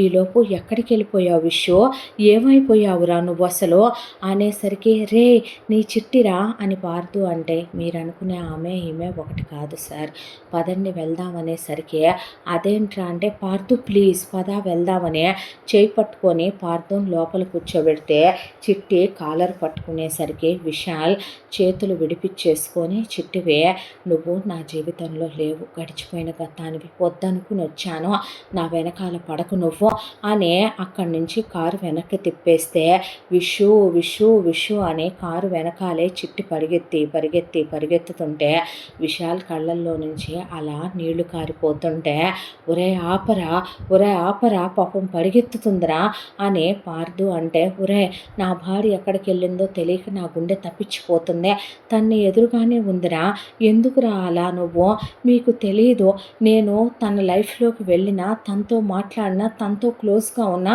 తను ప్రాణాలతో ఉండదు, తను ఎలా ఉన్నా ఎక్కడో చోట హ్యాపీగా ఉందని బ్రతికేయగలను, కానీ నేను తన లైఫ్లోకి వెళ్ళి తను చంపుకోలేను, ప్లీజ్ పార్దు ఇంతకన్నా నన్నేం అడగొద్దని ఏడ్చుకుంటూ విశాల్ కార్ డ్రైవ్ చేసుకుంటూ వెళ్తుంటే, ఎక్కడికి అలా వెళ్ళేదిరా నువ్వు అని పార్దు వాళ్ళ ఇంటికి తీసుకెళ్ళాడు విశాల్నే. తీసుకెళ్ళిన తర్వాత ఇంట్లో పునీత లేదు, అమ్మేది అని అడిగితే, లేరు బాబు గారు, అమ్మగారు గుడి దగ్గర పని ఉందని చెప్పి రావటానికి లేట్ అవుద్దని వెళ్ళారండి అన్న తర్వాత వాళ్ళ నాన్నని చూస్తే ఆయన ఆడుకుంటున్నాడు. అంకులేనా అంటే అన్న తర్వాత, హాయ్ అంకుల్ అన్నాక, చాక్లెట్ తెచ్చారా అన్నాక పార్దు చాక్లెట్ చేతికిచ్చి జాగ్రత్తగా డోర్లు వేయమంటే ఆయన గదిలో పెట్టి డోర్లు వేశారు. ఆ తర్వాత ఇద్దరు కలిసి వెళ్ళి అలా బెడ్ మీద వాలిపోయారు చెరో పక్కన. ఈలోపు వెనక్కి తిరిగి వచ్చేసరికి చిన్ని కళ్ళు తిరిగి పడిపోయింది. అమ్మ చిన్ని అనే ఇంటికి తీసుకొని వెళ్ళిన తర్వాత, ఏం చేసావే దాన్ని మళ్ళీ, ఏమైందన్నాక విషు కనపడ్డాడు డాడీ అనేసరికి, ఏడి అంటే, నన్ను మర్చిపోయాడంటున్నానా, నేను వద్దంటున్నానా వాడికి, ఈ మగపిల్లలు ఉన్నారే ఇలా తయారయ్యారే, వాడు నిన్ను మోసం చేశాడే అనేసరికి, మోసమే నాన్న అంటే వాడిని మళ్ళీ వస్తే క్షమిస్తానంటావు అంతేగా, లేదు నాన్న ప్రేమించాను కాబట్టి వాడు తప్పు చేస్తే ఎప్పటికీ క్షమించను, వాడు నాకు మోసం ద్రోహం చేస్తే ఎప్పటికీ క్షమించను, కానీ అదే ప్రేమించాను కాబట్టి, ప్రేమ అంటే నమ్మకం కాబట్టి నాన్న, విషయం ఏం జరిగిందో కూడా తెలుసుకోవాల్సిన ధర్మం నాకుందే అని ఆ అమ్మాయి లోపలికి వెళ్ళిపోబోతుంటే, కాళ్ళు ఇరుగుతాయి కూర్చో అక్కడ అని ఆయన నీళ్లు తీసుకొచ్చి చిన్ని మొహం మీద చల్లేసరికి ఆ అమ్మాయి స్పృహలోకి వచ్చి, ఆ అమ్మాయికి శరత్తు చిట్టి బాగానే గుర్తున్నారు. బావా పార్దు అంటూ లేచేసరికి, ఎవరు పార్దు, మా ఆయన పార్దు అంకుల్ అనేసరికి, నీకు పెళ్ళయిందా అమ్మ అనేసరికి, మెళ్ళో ఉన్న తాళి వేలుకున్న ఉంగరం ఆ అమ్మాయి చూపిస్తే అప్పుడు చూశారు వీళ్ళు, అప్పటిదాకా అవి పట్టించుకోలేదు ఏందబ్బా అనే వీళ్ళకి అసలు అర్థం కాల. అంటే ఈ పిల్ల అనేసరికి, నాకు పెళ్ళయిందే, నా భర్త పేరు పార్థు అనేసరికి వెంటనే, అవును ఇందాక కనిపించాడుగా నా పార్థు అంటే, ఈ పేరు ఎక్కడో విన్నానే, విషుతో పాటున్నాడు అతనేనా, అవును పక్కనున్న యువతల వ్యక్తి కాకుండా అటున్నాడే నా పార్థు, తను బతికే ఉన్నాడుగా, తను ప్రాణాపాయమైన స్థితిలో ఉన్నాడు, పదండి వెళదాం, నా పార్థుని కాపాడుకోవాలి అని సుభద్ర అంటూ ఉండగా, నీ పేరేంటమ్మా సుభద్ర అనేసరికి, అవునా అనే, పద డాడీ అసలు వాడి విషయం కూడా తేల్చుకుందాము, అవును వాళ్ళ అడ్రస్ నాకు తెలియదే అనేసరికి, శరత్ గారు ఒకటేసి చిట్టిని, ఆ అమ్మాయికి ఇప్పుడు మతిస్థిమితం వచ్చిందే పిచ్చమొహం దానే, ఆ అమ్మాయి చెప్పదా మనకి అని ఆయన వెనక సీట్లో కూర్చొని వీళ్ళిద్దరూ ఎదురు కూర్చొని చాలా ఫాస్ట్గా చిట్టి డ్రైవ్ చేసుకుంటూ చిన్ని అడ్రస్ చెప్తూ వచ్చి గోపాల్ వాళ్ళ ఇంటి దగ్గర పడ్డారు. వీళ్ళు వచ్చి రావటంతోనే పార్దు బావా అని ఒకవైపున సుభద్ర, విషు అని ఒకవైపున చిట్టి, దెబ్బకి వీళ్ళకి తాగిన మత్తు కూడా వదిలిపోయే రేయ్ విషయాలని ఒకవైపున శరత్ గారు పిలవటంతో లేచి ఇద్దరు దిగి కిందకు వచ్చారు. వచ్చారు. వచ్చేసరికి పరిగెత్తుకుంటూ వెళ్ళి సుభద్ర బావా అని పార్థుని కౌగిలించుకుంటే, బంగారం ఎక్కడున్నావురా ఇన్ని రోజులు, ఏమైపోయావని ఆ అమ్మాయిని డీప్గా ముద్దు పెట్టేసుకున్నాడు పార్థు. ఆ అమ్మాయి మొహం నిండా ముద్దులు పెట్టుకొని గట్టిగా హక్ చేసుకున్నాక, నీకేం కాలేదుగా బావా అంటే, మావయ్య మావయ్య ఉన్నాడు అన్న తర్వాత, ఏడి అనేసరికి ఆయన్ని కూడా తీసుకొచ్చి కూర్చోబెడితే పనివాళ్ళు, సుభద్రమ్మ అన్నాక వాటర్ తీసుకురావా అనేసరికి వచ్చి శరత్ గారు విషయాల్ని లాగి చెంప మీద కొట్టి, ఏరా మీ నాన్న లేకపోతే నాకు ఇంకో బిడ్డ అనుకున్నా, నిన్ను దాన్ని ప్రేమించానన్నావు, పెళ్లి చేసుకుంటానన్నావు, అది తప్ప నాకెవరూ వద్దన్నావు, బ్రతకలేనన్నావు, ప్రేమించి పెళ్లి చేసుకున్నాను కాబట్టి ప్రేమను అర్థం చేసుకొని ఏ కులం ఏంటి స్థాయి హోదా కూడా అడగకుండా ఓకే అంటే ఇలాగేనంటారా చేసేది మగవెదవలు అనేసరికి, అంకుల్ నేను తను ఎందుకు వదిలేశానో మీకు నేను చెప్పలేను. ఏంట్రా నువ్వు చెప్పలేంది, నేను చిట్టిని కాదా, నువ్వు నన్ను ప్రేమించలేదా, మరెందుకురా నాకు అలా ముద్దు పెట్టావు, ఎందుకురా బర్త్డే రోజు లిప్ లాక్ ఇచ్చావు, ఎందుకురా నన్ను హక్ చేసుకున్నావు, ఎందుకురా నాకు ప్రపోజల్ రింగు పెట్టావు, ఎందుకురా ఏం చేసావురా నువ్వు, ఎందుకు వెళ్ళిపోయావురా, నేనేం తప్పు చేశానురా అని చిట్టి కాలర్ పట్టేసుకుంది విశాల్దే. ఎంత దాంట్లో ఒక్క నిమిషం అందరూ ఆగండి, ముందు నాది ప్రాణం మీదకి వచ్చిన విషయం నేను చెప్పాలి అసలు ఏం జరిగిందో అనే సుభద్ర ముందు పార్థుని కూర్చోబావా అని పక్కనే గోపాల్ని కూర్చోబెట్టి విశాల్ని కూర్చోబెట్టింది. విశాల్ అన్నయ్య కూర్చో నువ్వు అన్నాక అలా చూస్తూ కూర్చుండిపోయాడు విశాలు. ఇటువైపున అంకుల్ మీరు కూర్చోండి అని శరత్ని చిట్టి కూర్చో అని కూర్చోబెట్టాక చెప్పటం మొదలుపెట్టింది, బావా అత్తయ్య అస్సలు మంచిది కాదు, దీనికి అంతటికీ కారణం అత్తయ్యే అనేపాటికి ఏం మాట్లాడుతున్నావురా అనేసరికి, నీకు మొదటి నుంచి చెప్పుకురావాలి బావా, కథ మనం పుట్టకముందు ఎప్పుడో మొదలైందే. అత్తయ్య అంతకుముందు ఒక ఆయన్ని ప్రేమించిందంట, కాలేజీలో ఉన్నప్పుడు ప్రేమిస్తే ఆ తర్వాత ఆయనకి అత్తయ్యకి పెళ్లి చేసుకుందామంటే ఆయన చాలా అందంగా ఉంటాడంట, కానీ ఆయన క్యాస్ట్ వేరే అనే దాంతో, ఆయన అమ్మా నాన్నలు లేని అనాథ అనే దాంతో అత్తయ్య వాళ్ళ అమ్మా నాన్న ఒప్పుకోలేదంట. ఆ తర్వాత బాగా డబ్బున్న మన మావయ్య సంబంధం వచ్చేపాటికి మన మావయ్యని పెళ్లి చేసుకొని ఫస్ట్ నైట్లు అయిపోయిన తర్వాత ఆయన అత్తయ్య అడ్రస్ తెలుసుకొని అత్తయ్య కోసం ఉత్తరం రాశాడంట. అత్తయ్య లేకపోతే చచ్చిపోతాను, నా కోసం నువ్వు వచ్చే ఇద్దరం కలిసి వెళ్ళి పెళ్లి చేసుకుంటున్నావు అని చెప్పాడంట. ఆ తర్వాత అత్తయ్య మావయ్యని ఇక్కడ పెట్టి తీర్థయాత్రలని అస్థికలు కలపాలని తాత వాళ్ళయ్యని అబద్ధాలు చెప్పి వెళ్ళి అక్కడ ఆయన్ని పెళ్లి చేసుకొని అక్కడ ఒక కూతుర్ని కనేసిందంట. ఆ తర్వాత మళ్ళీ మధ్య మధ్యలో ఇక్కడ కాపురం చేస్తూ అక్కడ కాపురం చేస్తూ, ఓపెన్గా చెప్పాలంటే మీ అమ్మమ్మ తాతయ్యల్ని కూడా అత్తయ్యే మట్టు పెట్టిందంట. ఈ విషయం వాళ్ళకి తెలిసి వాళ్ళ ఇంటికి పిలిచి అత్తయ్యని కొట్టారంట. దాంతో వాళ్ళని దిండేసి ఒత్తేసి వాళ్ళే చచ్చిపోయారనే పుకారు పుట్టించిందంట. ఆ తర్వాత ఇంకా నయ్యం పోయిన మన అమ్మమ్మ తాతయ్యల్ని, ఆ తర్వాత మా నానమ్మ తాతయ్యని మా అమ్మ నాన్నను కూడా చంపించేద్దాం అనుకుంటే వాళ్ళే కర్మగాలిపోయి పోయారు. ఆ తర్వాత ఉన్నది మొత్తం ఇప్పుడు అత్తయ్యకి కావాలి ఆస్తి అంతా కూడాను. ఆ ఆస్తి ఏమి అక్కడున్న ఇంకో మొగుడు కోసమో అక్కడున్న ఆ మొగుడికి కన్నా ఇంకో కూతురు కోసమో కాదు, ఆవిడ ఆ మొత్తం ఆస్తి తనే అనుభవించాలనే. ఒక రోజున ఏం జరిగిందంటే, బావా నీకు ఓపెన్గా కొన్ని విషయాలు చెప్పాలి, నువ్వు నేను కలిసి ఉంటాం, అసలు మన ఇద్దరం బ్రతికుంటాం, మామయ్య ప్రాణాలతో ఉండటమే అత్తయ్యకి నచ్చని విషయం, కానీ మనందరం బ్రతికేశామే. ఆ తర్వాత ప్లాన్ అమలు చేద్దాం అనుకుందే. ప్లాన్ అమలు చేద్దాం అనుకొని నువ్వు నేను కలిసి అమెరికా వెళదాం అనుకున్నప్పుడు ఇక్కడ విషయాలు చక్కబెట్టేయాలంటే నువ్వే అడ్డం కాబట్టి ఎంతైనా నిన్ను కన్నాననే దాంతో నిన్ను వెళ్ళిపోమ్మనమని కావాలని అత్తయ్య నన్ను డాబా మీద నుంచి తోసేసిందే. ఆ తర్వాత నీకు నాకు అనుమానం రాకుండా విషయం కనుక్కుంటే మామయ్య ఆస్తి మన ఇద్దరికి చెరిసగం రాశాడు. ఇప్పుడు నన్నేసేస్తే నేను నీ భార్యననుకో, తాళి కట్టాక ఆస్తి నీదవుద్దే, నేను పోయాననే దుఃఖంలో నువ్వు ఇంకొకరిని పెళ్లి చేసుకోవు, అప్పుడు ఆస్తి అంతా తన పేరు మీద పెట్టించుకొని మావయ్యని నిన్ను కూడా నిన్నే అబ్రాడో పంపించి మావయ్యని పైకి పంపించేద్దామని, ఆస్తి మొత్తం తను కాజేద్దామని ప్లాన్ చేసిందే. విపరీతమైన డబ్బు పిచ్చి ఎక్కిన పిశాచదే. నువ్వు వెళ్ళిపోయిన తర్వాత నాకు తగ్గకూడదనే మందులు మార్చేసింది బావా. అదే మందులు మందులు వేసుకోమన్నా కొన్నాళ్ళకి చిరాకొచ్చి నీకు తెలుసుగా నాకు మందులంటే నచ్చదనే వేసుకోవటం మానేస్తే ఆటోమేటిక్గా నా కాలు అదే తగ్గిపోయిందే. నువ్వు అబ్రాడ్ నుంచి ఫోన్ చేసి ఇంకా ఎందుకు తగ్గట్లేదు అని అడిగితే విషయం ఇదే. అత్తతో పాటు బ్రోకర్ వెధవలు డాక్టర్స్ కూడా చేయి కలిపి చాలామంది అత్త కింద ఒక క్రిమినల్ నెట్వర్క్లో వర్క్ చేస్తున్నారు కొంతమంది. ఆ తర్వాత నేను మామయ్యతో పాటు ఆఫీస్కి వెళ్ళటం మొదలుపెట్టానని నీకు చెప్పాను కదా బావా. అలా మేము ఒకరోజు వెళ్ళొస్తూ ఉండగా అత్తయ్య రోడ్డు మీద ఎవరితోనో మూలకు నుంచొని మాట్లాడటం మాకు కనపడింది. దాంతో మామయ్య నేను కారు దిగెళ్ళి నుంచునేసరికి అక్కడ ఒక గుండాగాడు ఉన్నాడు. వాడు అత్తయ్యకి పర్మనెంట్ గుండా అంట. వాడితో చెప్పుకురావటం మొదలుపెట్టింది. అసలు మా అమ్మ నాన్నలు నాకు ఎదురు తిరిగేసరికి వాళ్ళని పైకి పంపించక తప్పలేదు. మా అత్త మామను పంపుదామనుకున్నా వాళ్ళే పోయారు. మా ఆడపడుచు అంటే నాకు అసహ్యం. అసలు దాన్ని గొడ్రాలిని చేద్దాం అనుకుంటే కర్మగాలిపోయే అది పిల్లల్ని కందే. నాకు ఒక మొగుడు ఒక మగాడు చాలడు. గోపాలని డబ్బుల కోసం చేసుకున్నాను. ఇంకొక ఆయన్ని అందంగా ఉంటాడని చేసుకున్నాను. అసలు గోపాలకి పిల్లల్నే కంటం ఇష్టం లేకపోయినా పార్దుగాడు పుట్టేశాడు.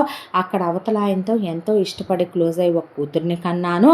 తీరా నేను వాళ్ళస్తికలు వీళ్ళస్తికలు ఆత్మశాంతి పూజలని అడ్డం పెట్టుకొని వెళ్ళి నేను ఓళ్ళ మీదకు పోయి తిరిగి వస్తున్నాను. అలా తిరిగి వస్తూ ఎంతకాలం కాలం గడపను. అక్కడున్న నా ఇంకో మొగుడు నన్ను ప్రాణం కన్నా ఎక్కువగా ప్రేమిస్తాడు. నన్ను కూర్చోబెట్టి దేవతల పూజలు చేస్తాడు. ఈ గోపాల్ గాడు ఎప్పుడూ నాకు టైం ఇచ్చేవాడు కాదు. వ్యాపారం అనే ఎప్పుడూ కోట్లు సంపాదించాలనే అన్నీ నీకోసమేనని చెప్పి వీడు నా ఒంటి మీద అప్పుడప్పుడు చెయ్యేసి వీడి ఆఫీస్ పనుల మీదే ఎక్కువ బిజీగా ఉండేవాడు. ఆ తర్వాత వీడి చెల్లెలు మొగుడు అమ్మ నాన్న పోయారు. మేనగోడల్ని తెచ్చి ఇంట్లో వదిలాడు. వెంటనే ఏదైనా చేస్తే అనుమానం వచ్చుద్దినే.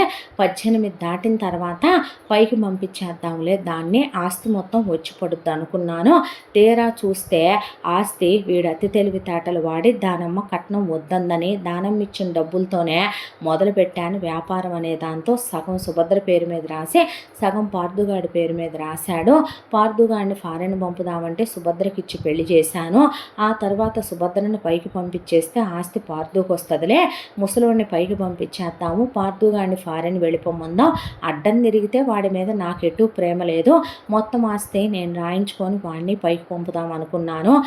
ఇదంతా నా మరో మొగుడు కూతురు కోసం నేను చేస్తున్నానని అనుకోబాకు. నాకు డబ్బు కావాలి, లగ్జరీ లైఫ్ కావాలి, నేను అనుభవించటం కావాలి. నేను ఎప్పుడంటే అప్పుడు ఎక్కడికంటే అక్కడ ఇంటి ముందే నాకు ఒక హెలికాప్టర్ ఉండాలి, ఒక చార్టెడ్ ఫ్లైట్ కొనాలి. ఆ లెవెల్లో బ్రతకాలనుకుంటున్నాను నేను.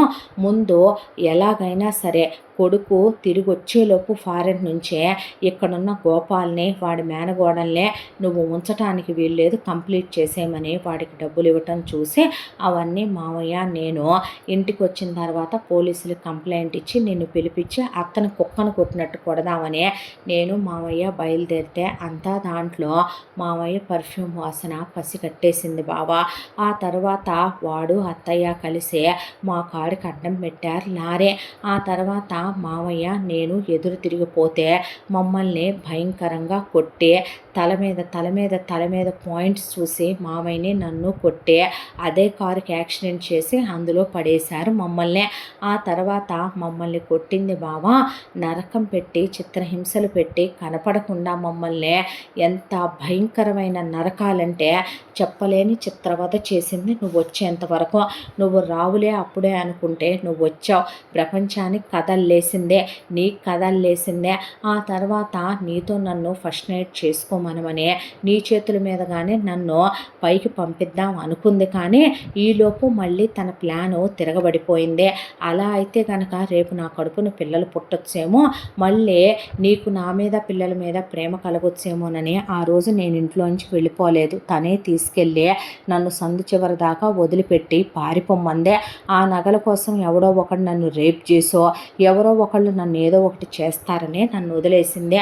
ఆ తర్వాత ఇలా రోడ్డు మీద చిట్టి కనపడిందనే, చిట్టి వాళ్ళు నన్ను తీసుకెళ్ళాక నాకు ట్రీట్మెంట్ ఇప్పించారనే, రోడ్డు మీద ఇందాక చూసిన తర్వాత నువ్వు నాకు గుర్తొచ్చావనే, ఆ అమ్మాయి చాలా ప్రమాదకరమైంది, నిన్ను చంపేస్తాననే ఆ రోజే అంద, నీకేమైనా అయిందేమోననే పరిగెత్తుకుంటూ వచ్చానని చెప్పుకొచ్చిన తర్వాత, శరత్తు చిట్టి గారిలో పిల్ల మాకు దొరికిందని మీ నగలే తాకట్టు పెట్టి అమ్మాయికి ఆపరేషన్ చేయించామని, ఇలా అమ్మాయికి ఈరోజు గుర్తొస్తే తీసుకొచ్చామని మా మరో బిడ్డ అనుకున్నానయ్యా అని ఆయన చెప్పిన తర్వాత నా ప్రాణాన్ని నాకు తిరిగిచ్చారు, చాలా థ్యాంక్స్ అని పార్దు శరత్తు చిట్టి చేతులు పట్టుకున్నాక, అసలు ఆడోళ్ళు ఎక్కడైనా ఇలా ఉంటారా బాబు, ఆశ్చర్యం వేస్తుంది నాకు.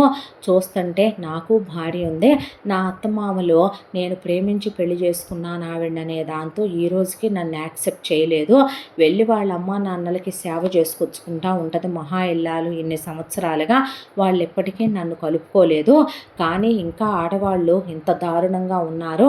డబ్బుల కోసం ఒకడినే, అందంగా ఉన్నాడని ప్రేమ కోసం తన కామం తీర్చుకోవటానికి మరొకడిని చేసుకొని అటు ప్రేమించిన వాడికి ద్రోహం తలపెట్టి, అటు వాడికి కన్న బిడ్డకి ద్రోహం చేసి, ఇటు కట్టుకున్న వాడిని మోసం చేసే ఏం ఆడవాళ్ళు ఏం బ్రతుకులో అని వాళ్ళు అలా కూర్చునేసరికి, అలా నువ్వెందుకు చేసావురా నన్ననే చిట్టి అడుగుతూ ఉండగా విశాల్ని అందరూ అలా కూర్చొని, విశాల్ మౌనంగా ఉన్నాడు. ఈలోపు అవును చిన్ని, అసలు మీ అత్తయ్య ఎవరు, మీ అత్తయ్య పేరేంటి అనేసరికి, అదుగో మా అత్తయ్య ఫోటో గోడ మీద, మా మామయ్య పక్కన మా అత్తయ్య పునీత అనే పాటికి ఆయన చిట్టి విశాలు ఒకేసారి అలా నిలబడిపోయారు. ఆవిడే మా మామయ్యకి భార్య, మా పునీత్ అత్తయ్య, మా బావకి అమ్మ, మా పార్థు బావ వాళ్ళ సొంత అమ్మ, నాకు మేనమావ భార్య అని చెప్పుకొచ్చింది సుభద్ర.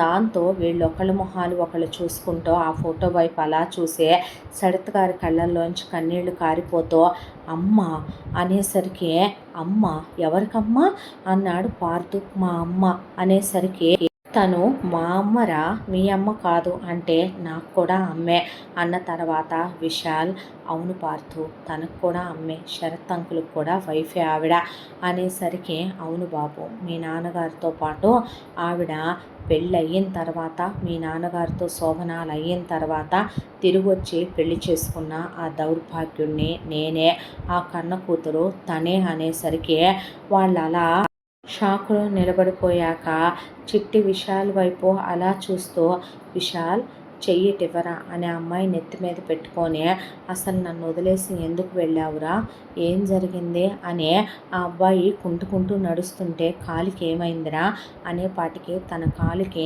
ఆల్రెడీ గాయం అయిందే, ఇప్పుడు సర్జరీ చేయించుకోమంటే చేయించుకోవట్లేదు, బాధ కూడా ఆనందంగానే ఉందనే, వాళ్ళ అమ్మగారికి పెరాలసిస్ వచ్చిందిగా అన్నాడు పార్థు. ఏం జరిగిందిరా అని శరత్ గారు అడిగేసరికి, ఏం జరగటం ఏంటి అంకుల్, నేను చిట్టిని ప్రేమించటం ఆంటీకి ఇష్టం లేదు, చిన్నప్పటి నుంచి నేను తను క్లోజ్గా ఉండటం ఆవిడకి నచ్చలేదు, ఆవిడ మాటకి మీరు ఎదురు చెప్పలేరు, మీరు ఆవిడని పూజిస్తారు, ఆరాధిస్తారు, నెత్తిన పెట్టుకొని ఊరేగుతారు, గుండెల్లో దేవేరిలాగా ఆవిడ మీకు కొలువై కూర్చుందే, ఇక ఈ పిచ్చిది చూస్తే ఆవిడ ఏది చెప్తే అది నమ్ముద్దే, ఆవిడ ఒక రోజున మా ఇంటికి అర్ధరాత్రి పూట గుండాల్ని తీసుకొని వచ్చిందే, వచ్చి అమ్మ ఎదురుగానే నన్ను ఎలా కొట్టించిందంటే, నా కాలు రాడ్డేసే స్టేజ్కి విరక్కొట్టేయించిందే, దాంతో నేను ఎదురు తిరిగిపోయేసరికి మా అమ్మని తల మీద పెట్టి కొట్టిన దెబ్బకి మా అమ్మకి పెరాలసిస్ వచ్చేసిందే, మా అమ్మని చంపేస్తానందే, అయినా సరే నేను చిట్టిని వదలననేసరికి, చిట్టిని మిమ్మల్ని చంపేస్తాననే, నువ్వు మర్యాదగా ఇక్కడి నుంచి వెళ్ళకపోతే ఊరుకోనని తీసుకెళ్ళి నన్ను వేరే ఊళ్ళో అమ్మతో సహా అడుక్కు తినే వాళ్ళలాగా విసిరేయించి వచ్చింది అంకుల్, రైల్వే ట్రాక్ మీద మేము పోవాలని, ఎలాగోలా నేను తప్పించుకొని అమ్మని లాక్కెళ్ళి ఆ తర్వాత గవర్నమెంట్ హాస్పిటల్లో చేరి నానా నరకాలు పడి, ఆ కాలు తగ్గక అక్కడ నానా హింసలు పడి నానా చిత్రవద అనుభవించి, ఆ తర్వాత నా కాలు సగం నయం అవ్వకుండా పార్థు దగ్గరికి వస్తే తను జాబ్ ఇచ్చాడు నాకు. నేనెవరిని మోసం చేయలేదు, ఎవరికీ ద్రోహం చేయలేదురా. నిన్ను తలుచుకుంటూనే బ్రతుకుతున్నానే నేను అనేసరికి, తను నిన్ను మోసం చేయలేదు చిట్టి అని చెప్పాడు పార్దు. అయ్యో నానా అనే విశాల్ కాలు వాటేసుకొని, చెల్లా ఎలా ఉందరా అని శరత్ గారు అనేసరికి, పోయే ప్రాణం వచ్చే ప్రాణం అన్నట్టు ఉందన్నాడు విశాల్. ప్రేమించిన నువ్వా మా అమ్మ అంటే నీకే పెద్దపీట వేశానే నేను. నిన్ను వదిలేసి ఎలా బ్రతుకుతాననుకున్నావే చిట్టి అనేసరికి, వీళ్ళందరూ ఇలా మాట్లాడుకుంటూ ఉండగా పునీత అక్కడికి వచ్చింది. వచ్చేసరికి అందరూ అలా నిలబడేసరికి ఒకవైపున చిట్టి, అమ్మ నీకు అసలు బుద్ధుందా? కడుపుకు అన్నం తింటున్నావా, గడ్డి తింటున్నావా? మనిషి అంటారంటే నిన్ను ఇంత పైశాచికంగా ఎలా చేయగలిగావే అని ఆ అమ్మాయి అడుగుతూ ఉండగా, పార్థు నువ్వు ఆగు చిట్టి అనే, అమ్మ ఎందుకు చేశావే ఇలా? నాన్నని పెళ్లి చేసుకునేటప్పుడు పెళ్లి చూపుల్లో శరత్ గారిని ప్రేమించానని ఎందుకు చెప్పలేదమ్మా? నాన్నతో ఇష్టపడి తాళి కట్టించుకొని కాపురం చేసి మళ్ళీ నువ్వు కళంకం తీసుకొస్తూ నాన్నకి చెప్పకుండా పోయిన తాత నానమ్మల అస్థికల్ని, వాళ్ళ ఆత్మశాంతి పూజల్ని అడ్డం పెట్టుకొని వెళ్ళి ఆయనకి నిజం చెప్పకుండా పెళ్లి చేసుకొని అక్కడ నువ్వు చిట్టిని కనే, దానితోనూ పూర్తిగా ఉండకుండా నాతోనూ పూర్తిగా ఉండకుండా ఎందుకే ఇంత దిగజారిపోయి నటిస్తూ వచ్చావో అనేసరికి భయపడుద్ది అనుకున్నారు వీళ్ళు. ఒకవైపున విశాల్ వైపు అలా సుభద్ర వైపు చూస్తూ నిలబడి, గోపాల్ వైపు చూస్తూ ఆయనకి ఇంకా గుర్తు రాలేదని, వీళ్ళందరూ ఒకే దగ్గర ఉన్నారని, మీ ఇద్దరేంటి ఇక్కడ ఎక్స్ట్రాలు చేస్తున్నారు, ముందు మూసుకొని మీరు ఇంటికి వెళ్ళండి. ఎందుకు వెళ్ళాలమ్మా, ఎందుకు చేసావమ్మా నువ్వు ఇలాగా అనేసరికి, ఎందుకు చేసావు పుని నువ్వు ఇలా అనేసరికి, ఎందుకేంటి డబ్బు కోసమే. అవును డబ్బు కోసమే. నీది చిన్న గవర్నమెంట్ ఉద్యోగం అనే కదా, నీకు మీ అమ్మా నాన్న లేరనే కదా, నిన్ను మా అమ్మా నాన్నలు కాదన్నారు, కానీ నీ అందం నన్ను పిచ్చెక్కిచ్చేసిందే. నిన్ను వదిలి ఉండలేకపోయాను. కేవలం నాకు సుఖాలు కావాలి, డబ్బు కావాలి అనే దాంతోనే వీడి బాబుని చేసుకున్నాను, ఈ వెధవనే, ఈ గోపాల్ గాడిని. ఆ తర్వాత వీడిని కంటం ఇష్టం లేకపోయినా కన్నాను.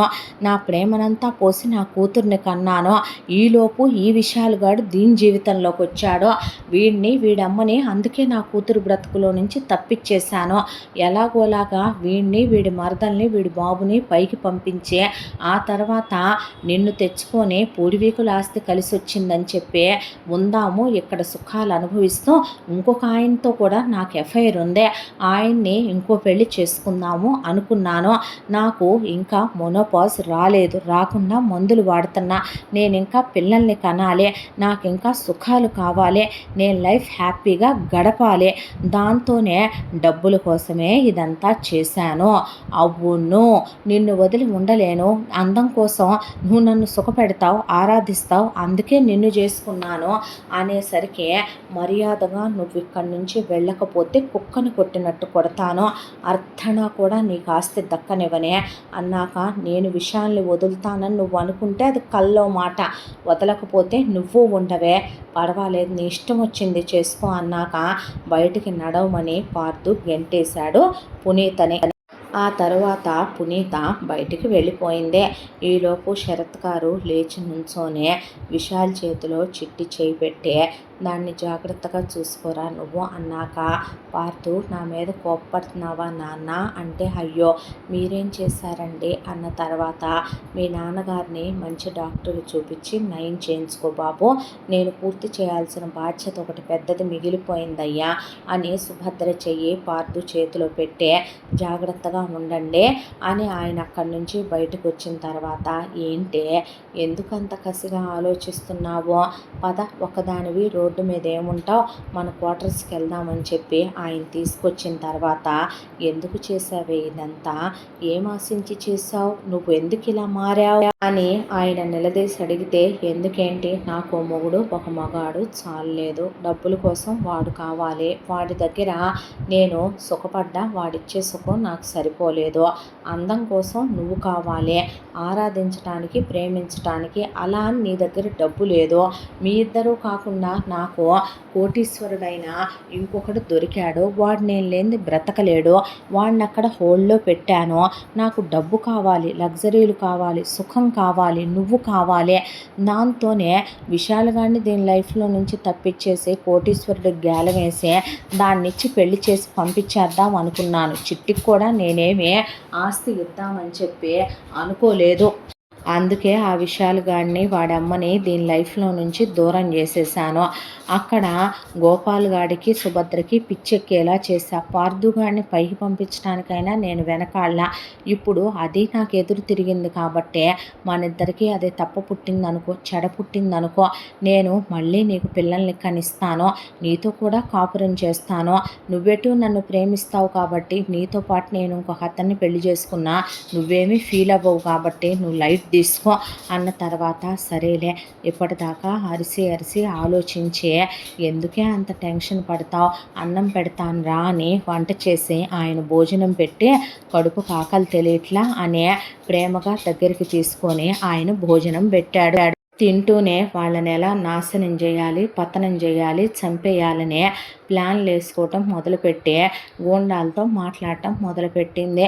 ఫోన్ పెట్టేశాక నీ దగ్గర ఏమీ డబ్బులు లేవంటే ఇవన్నీ చెయ్యాలంటే ఎలా చేస్తావు, ఉన్నాయా అని అడిగాడు ఆయన. 50 కోట్లు ఉన్నాయి నా పేరు మీద బ్యాంక్ అకౌంట్లో, నా దగ్గర డబ్బులు లేకపోవటం ఏంటి, నాకు అవి చాలవుగా అనేసరికి, సరేలేవే నాకు చిరాగ్గా ఉంది వచ్చి ఒంటి మీద చెయ్యి అనేసరికి, ఎటు మొదటిసారి నేను వేయలేదుగా చివరిసారి నేనే వేస్తాలేవే అనేసరికి, అంటే ఏమీ లేదే, నిన్ను మొదటి రాత్రి రోజు అతను తాకాకే కదా నువ్వు వచ్చాక నేను తాకిందే, ఫీల్ అవ్వకమ్మా, పొసెసివ్ అవ్వకరా నువ్వు అన్న తర్వాత, లేదులేవే అని ఆ రోజు ఆయన ఫిజికల్గా క్లోజ్ అయ్యాడు.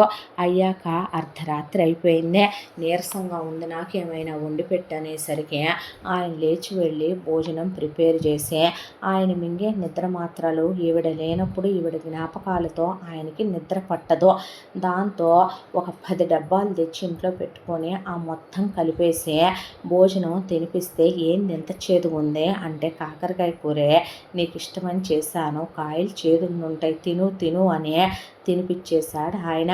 ఆ తర్వాత తినేసి పడుకున్నాక పుని మత్తుగా ఉందా అనేసరికి, అంటే నేనేనే నీకు నిద్ర మాత్రలు కలిపాను, ఎందుకే ప్రేమించిన నాకు అంత ద్రోహం చేశావో, నువ్వు ఆయన్ని పెళ్లి చేసుకునేటప్పుడు ఆయనకి చెప్పాలి నన్ను ప్రేమించానని, లేదా మనిద్దరికి నువ్వు తిరిగి వచ్చి పెళ్లి కాకముందు ఆయనతో పెళ్ళయిందని నాకు చెప్పిన జీవితాంతం అలా బ్రతికేసి ఉండేవాడినే, కన్న కూతుర్నే కన్న కొడుకునే కడుపున పుట్టిన బిడ్డల్ని పొట్టన పెట్టుకునే త్రాచుపాములా తయారయ్యాం. డబ్బుకి అంతెక్కడే, ఆశ ఎక్కడా, వామనుడు కూడా 3 అడుగులతో కొలిచాడంట భూమి ఆకాశాలు. ఎంతమంది మొగుళ్ళని మారుస్తావు, శారీరక సుఖాలు కావాలా నీకు, డబ్బులు కావాలా, పిల్లల్ని కంటావా, నీలాంటి వాళ్ళు బ్రతకూడదే, అందుకే ముగిచ్చేస్తున్నాను నిన్ను అని ఆయన గత్తలుపులేసి బయటకు వచ్చాక పోయింది పునీత ఆ నిద్ర మాత్రలకి. ఆ తర్వాత శవాన్ని తీసుకెళ్ళి ఆయనే కారులో పడేసి శ్మశానానికి తీసుకెళ్ళి కాటికాపరిగాడి చేతిలో ఒక కట్ట డబ్బులు పడేసి శవాన్ని తగలేసి హస్తికలు తీసుకెళ్ళి ఆయనే ఒక నదిలో విసిరేసి అన్ని ఫోటోలు తీసుకొని ఆ తర్వాత కూతురు వాళ్ళ దగ్గరికి వచ్చి ఈలోపే గోపాల్కి వాళ్ళు ఒక ఆపరేషన్ చేయించారు. ఆపరేషన్ చేయించి ఆయనకి తగ్గిపోయే ఏదది చంపేయాలనుకుందే దాన్ని చంపేస్తే అనేసరికి, నాన్న అమ్మని ఏం చేసావు వచ్చావా అనేసరికి, చనిపోయిందమ్మా అంటే ఎలా, నేనే చంపేశానని ఆయన ఫోటోలు చూపించేసరికి, అసలు ఏం జరిగిందంటే సుభద్ర జరిగిందంతా గోపాల్కి చెప్తే, అంటే మీరు అనుకున్నారు శరత్, గోపాలు మీది పెద్దలు కుదిర్చిన వివాహం అండి, నాది ప్రేమించిన పెళ్ళి కదా, ద్రోహం చేసేసరికి తీసుకోలేకపోయాను, కొందరికి నేనిచ్చిందే కరెక్ట్ ముగింపు అనుకుంటున్నాను అని ఆయన, ఇంకేం మాట్లాడొద్దు, నన్ను ఎవరేమీ అడగొద్దు, నువ్వు అన్నావుగా అమ్మ విశాల్ మోసం చేశాడంటే నేను ఎప్పటికీ క్షమించనని, మీ అమ్మ నన్ను మోసమేగా చేసిందే అనేశాడు ఆయన. ఆ తర్వాత ఇక ఒకళ్ళనొకళ్ళు వాళ్ళు ఇప్పుడు అనుకొని చేయగలిగిందేముందే, గోపాలు శరత్తు కలిసి సుభద్ర సుభద్రకి, పార్దుకి, చిట్టికి, విశాల్కి మళ్ళీ గ్రాండ్గా పెళ్లి జరిపించి ఫస్ట్ నైట్లు హనీమూన్లు అయిపోయిన తర్వాత పార్దు సగం ఆస్తి చిట్టి పేరు మీద రాసి విశాల్ వాళ్ళ అమ్మకు కూడా ఆపరేషన్ చేయించిన తర్వాత వాళ్ళని ఆ ఊళ్ళో ఉన్న బ్రాంచ్ చూసుకోమని అక్కడికి పంపించాడు. ఇక్కడ సుభద్ర, పార్దు గోపాల్ గారితో మిగిలిపోయారు. 2 కుటుంబాలు అటు వాళ్ళు ఇటు వాళ్ళు అటు వచ్చెళ్తూ రాఖీ పండక్కి అన్నయ్య అని చిట్టి పిలిస్తే పార్దు అంటే ఎప్పుడు ఎరగని పిలుపు కదా. పార్దుకి రాఖీ కడితే పార్దు డైమండ్ నెక్లెస్ ఇవ్వకపోతే వద్దన్నయ్య, నేను హ్యాపీగా ఉండాలని బ్లెస్ చేయి చాలు అంది చిట్టి. అన్న తర్వాత ఒకవైపున విశాల్ బ్రో చేయిస్తే నేను కట్టుకుంటానని సుభద్ర కట్టాక విశాల్ మాత్రం సుభద్రకి చేతుల నిండా మట్టి గాజులు తొడిగాడు. ఆ తర్వాత ఏ ఆస్తి ఈ ఆస్తి కోసమైనా అత్యాసపడి చివరికి పునీత అలా పోయిందని శరత్ గారికి అర్థం కాల. పునీత ఆశపడింది కూతురికి పెట్టాలని కాదు, కానీ పార్దు ధర్మం ప్రకారం మనం హాఫ్ బ్రదర్ హాఫ్ సిస్టర్ కాదులే, ఒకే తల్లికి పుట్టామనే దాంతో సగమాస్తి చిట్టికి రాసిచ్చాడు పార్దు. కాదని కూడా అనలేదు గోపాల్ గారు. సుభద్ర నా ప్రాణాన్ని నాకు తిరిగి, నా బంగారాన్ని, నా సుభద్రని నాకు ఇచ్చారన్నాడు ఆ అబ్బాయి. నిజానికి పునీతకు పుట్టినందుకు చిట్టికి, పార్దుకి ఇద్దరికి ఆ బుద్ధి రాల. పునీతని చేసుకున్న గోపాల్కి, శరత్కి ఇద్దరికీ ద్రోహబుద్ధి, మోసబుద్ధి లేదు. బయట పిల్లలే అయినా సుభద్రకి, విశాల్కి కూడా వాళ్ళను ముంచి మొత్తం కాజేద్దాం అనే అత్యాశ లేదు. మనుషుల్ని కడుపును పుట్టిన పిల్లలతో, కట్టుకున్న వాళ్ళతో సహా కడతీర్చి మొత్తం మనమే ఆస్తిని వేసుకొని ఏలాలనుకునే వాళ్ళకి ఇలాంటి తుది తీర్పులే లభిస్తాయేమో అనుకొని వాళ్ళిద్దరు కుటుంబాలు మాత్రం చాలా అన్యోన్యంగా ఉంటూ తర్వాత చిట్టికి, సుభద్రకి పాపబాబు పుట్టి హ్యాపీగా ఈ కథ సుఖాంతమై ఇలా కంచికి చేరిందే. ఇంతటితో ఈ కథ పూర్తి. మళ్ళీ మరొక మంచి కథతో కలుసుకుందాం. తప్పకుండా మన ఛానల్ని లైక్ చేయండి, షేర్ చేయండి, సబ్స్క్రైబ్ చేయండి, బెల్ ఐకాన్ క్లిక్ చేసి ఆల్ అనే బటన్ని ప్రెస్ చేయడం మర్చిపోకండి. ఇంత మంచి కథను మనకు అందించిన కథా రచయిత్రి సాయి లలిత గారు. మరో మంచి కథతో కలుసుకుందాం. Thank you so much.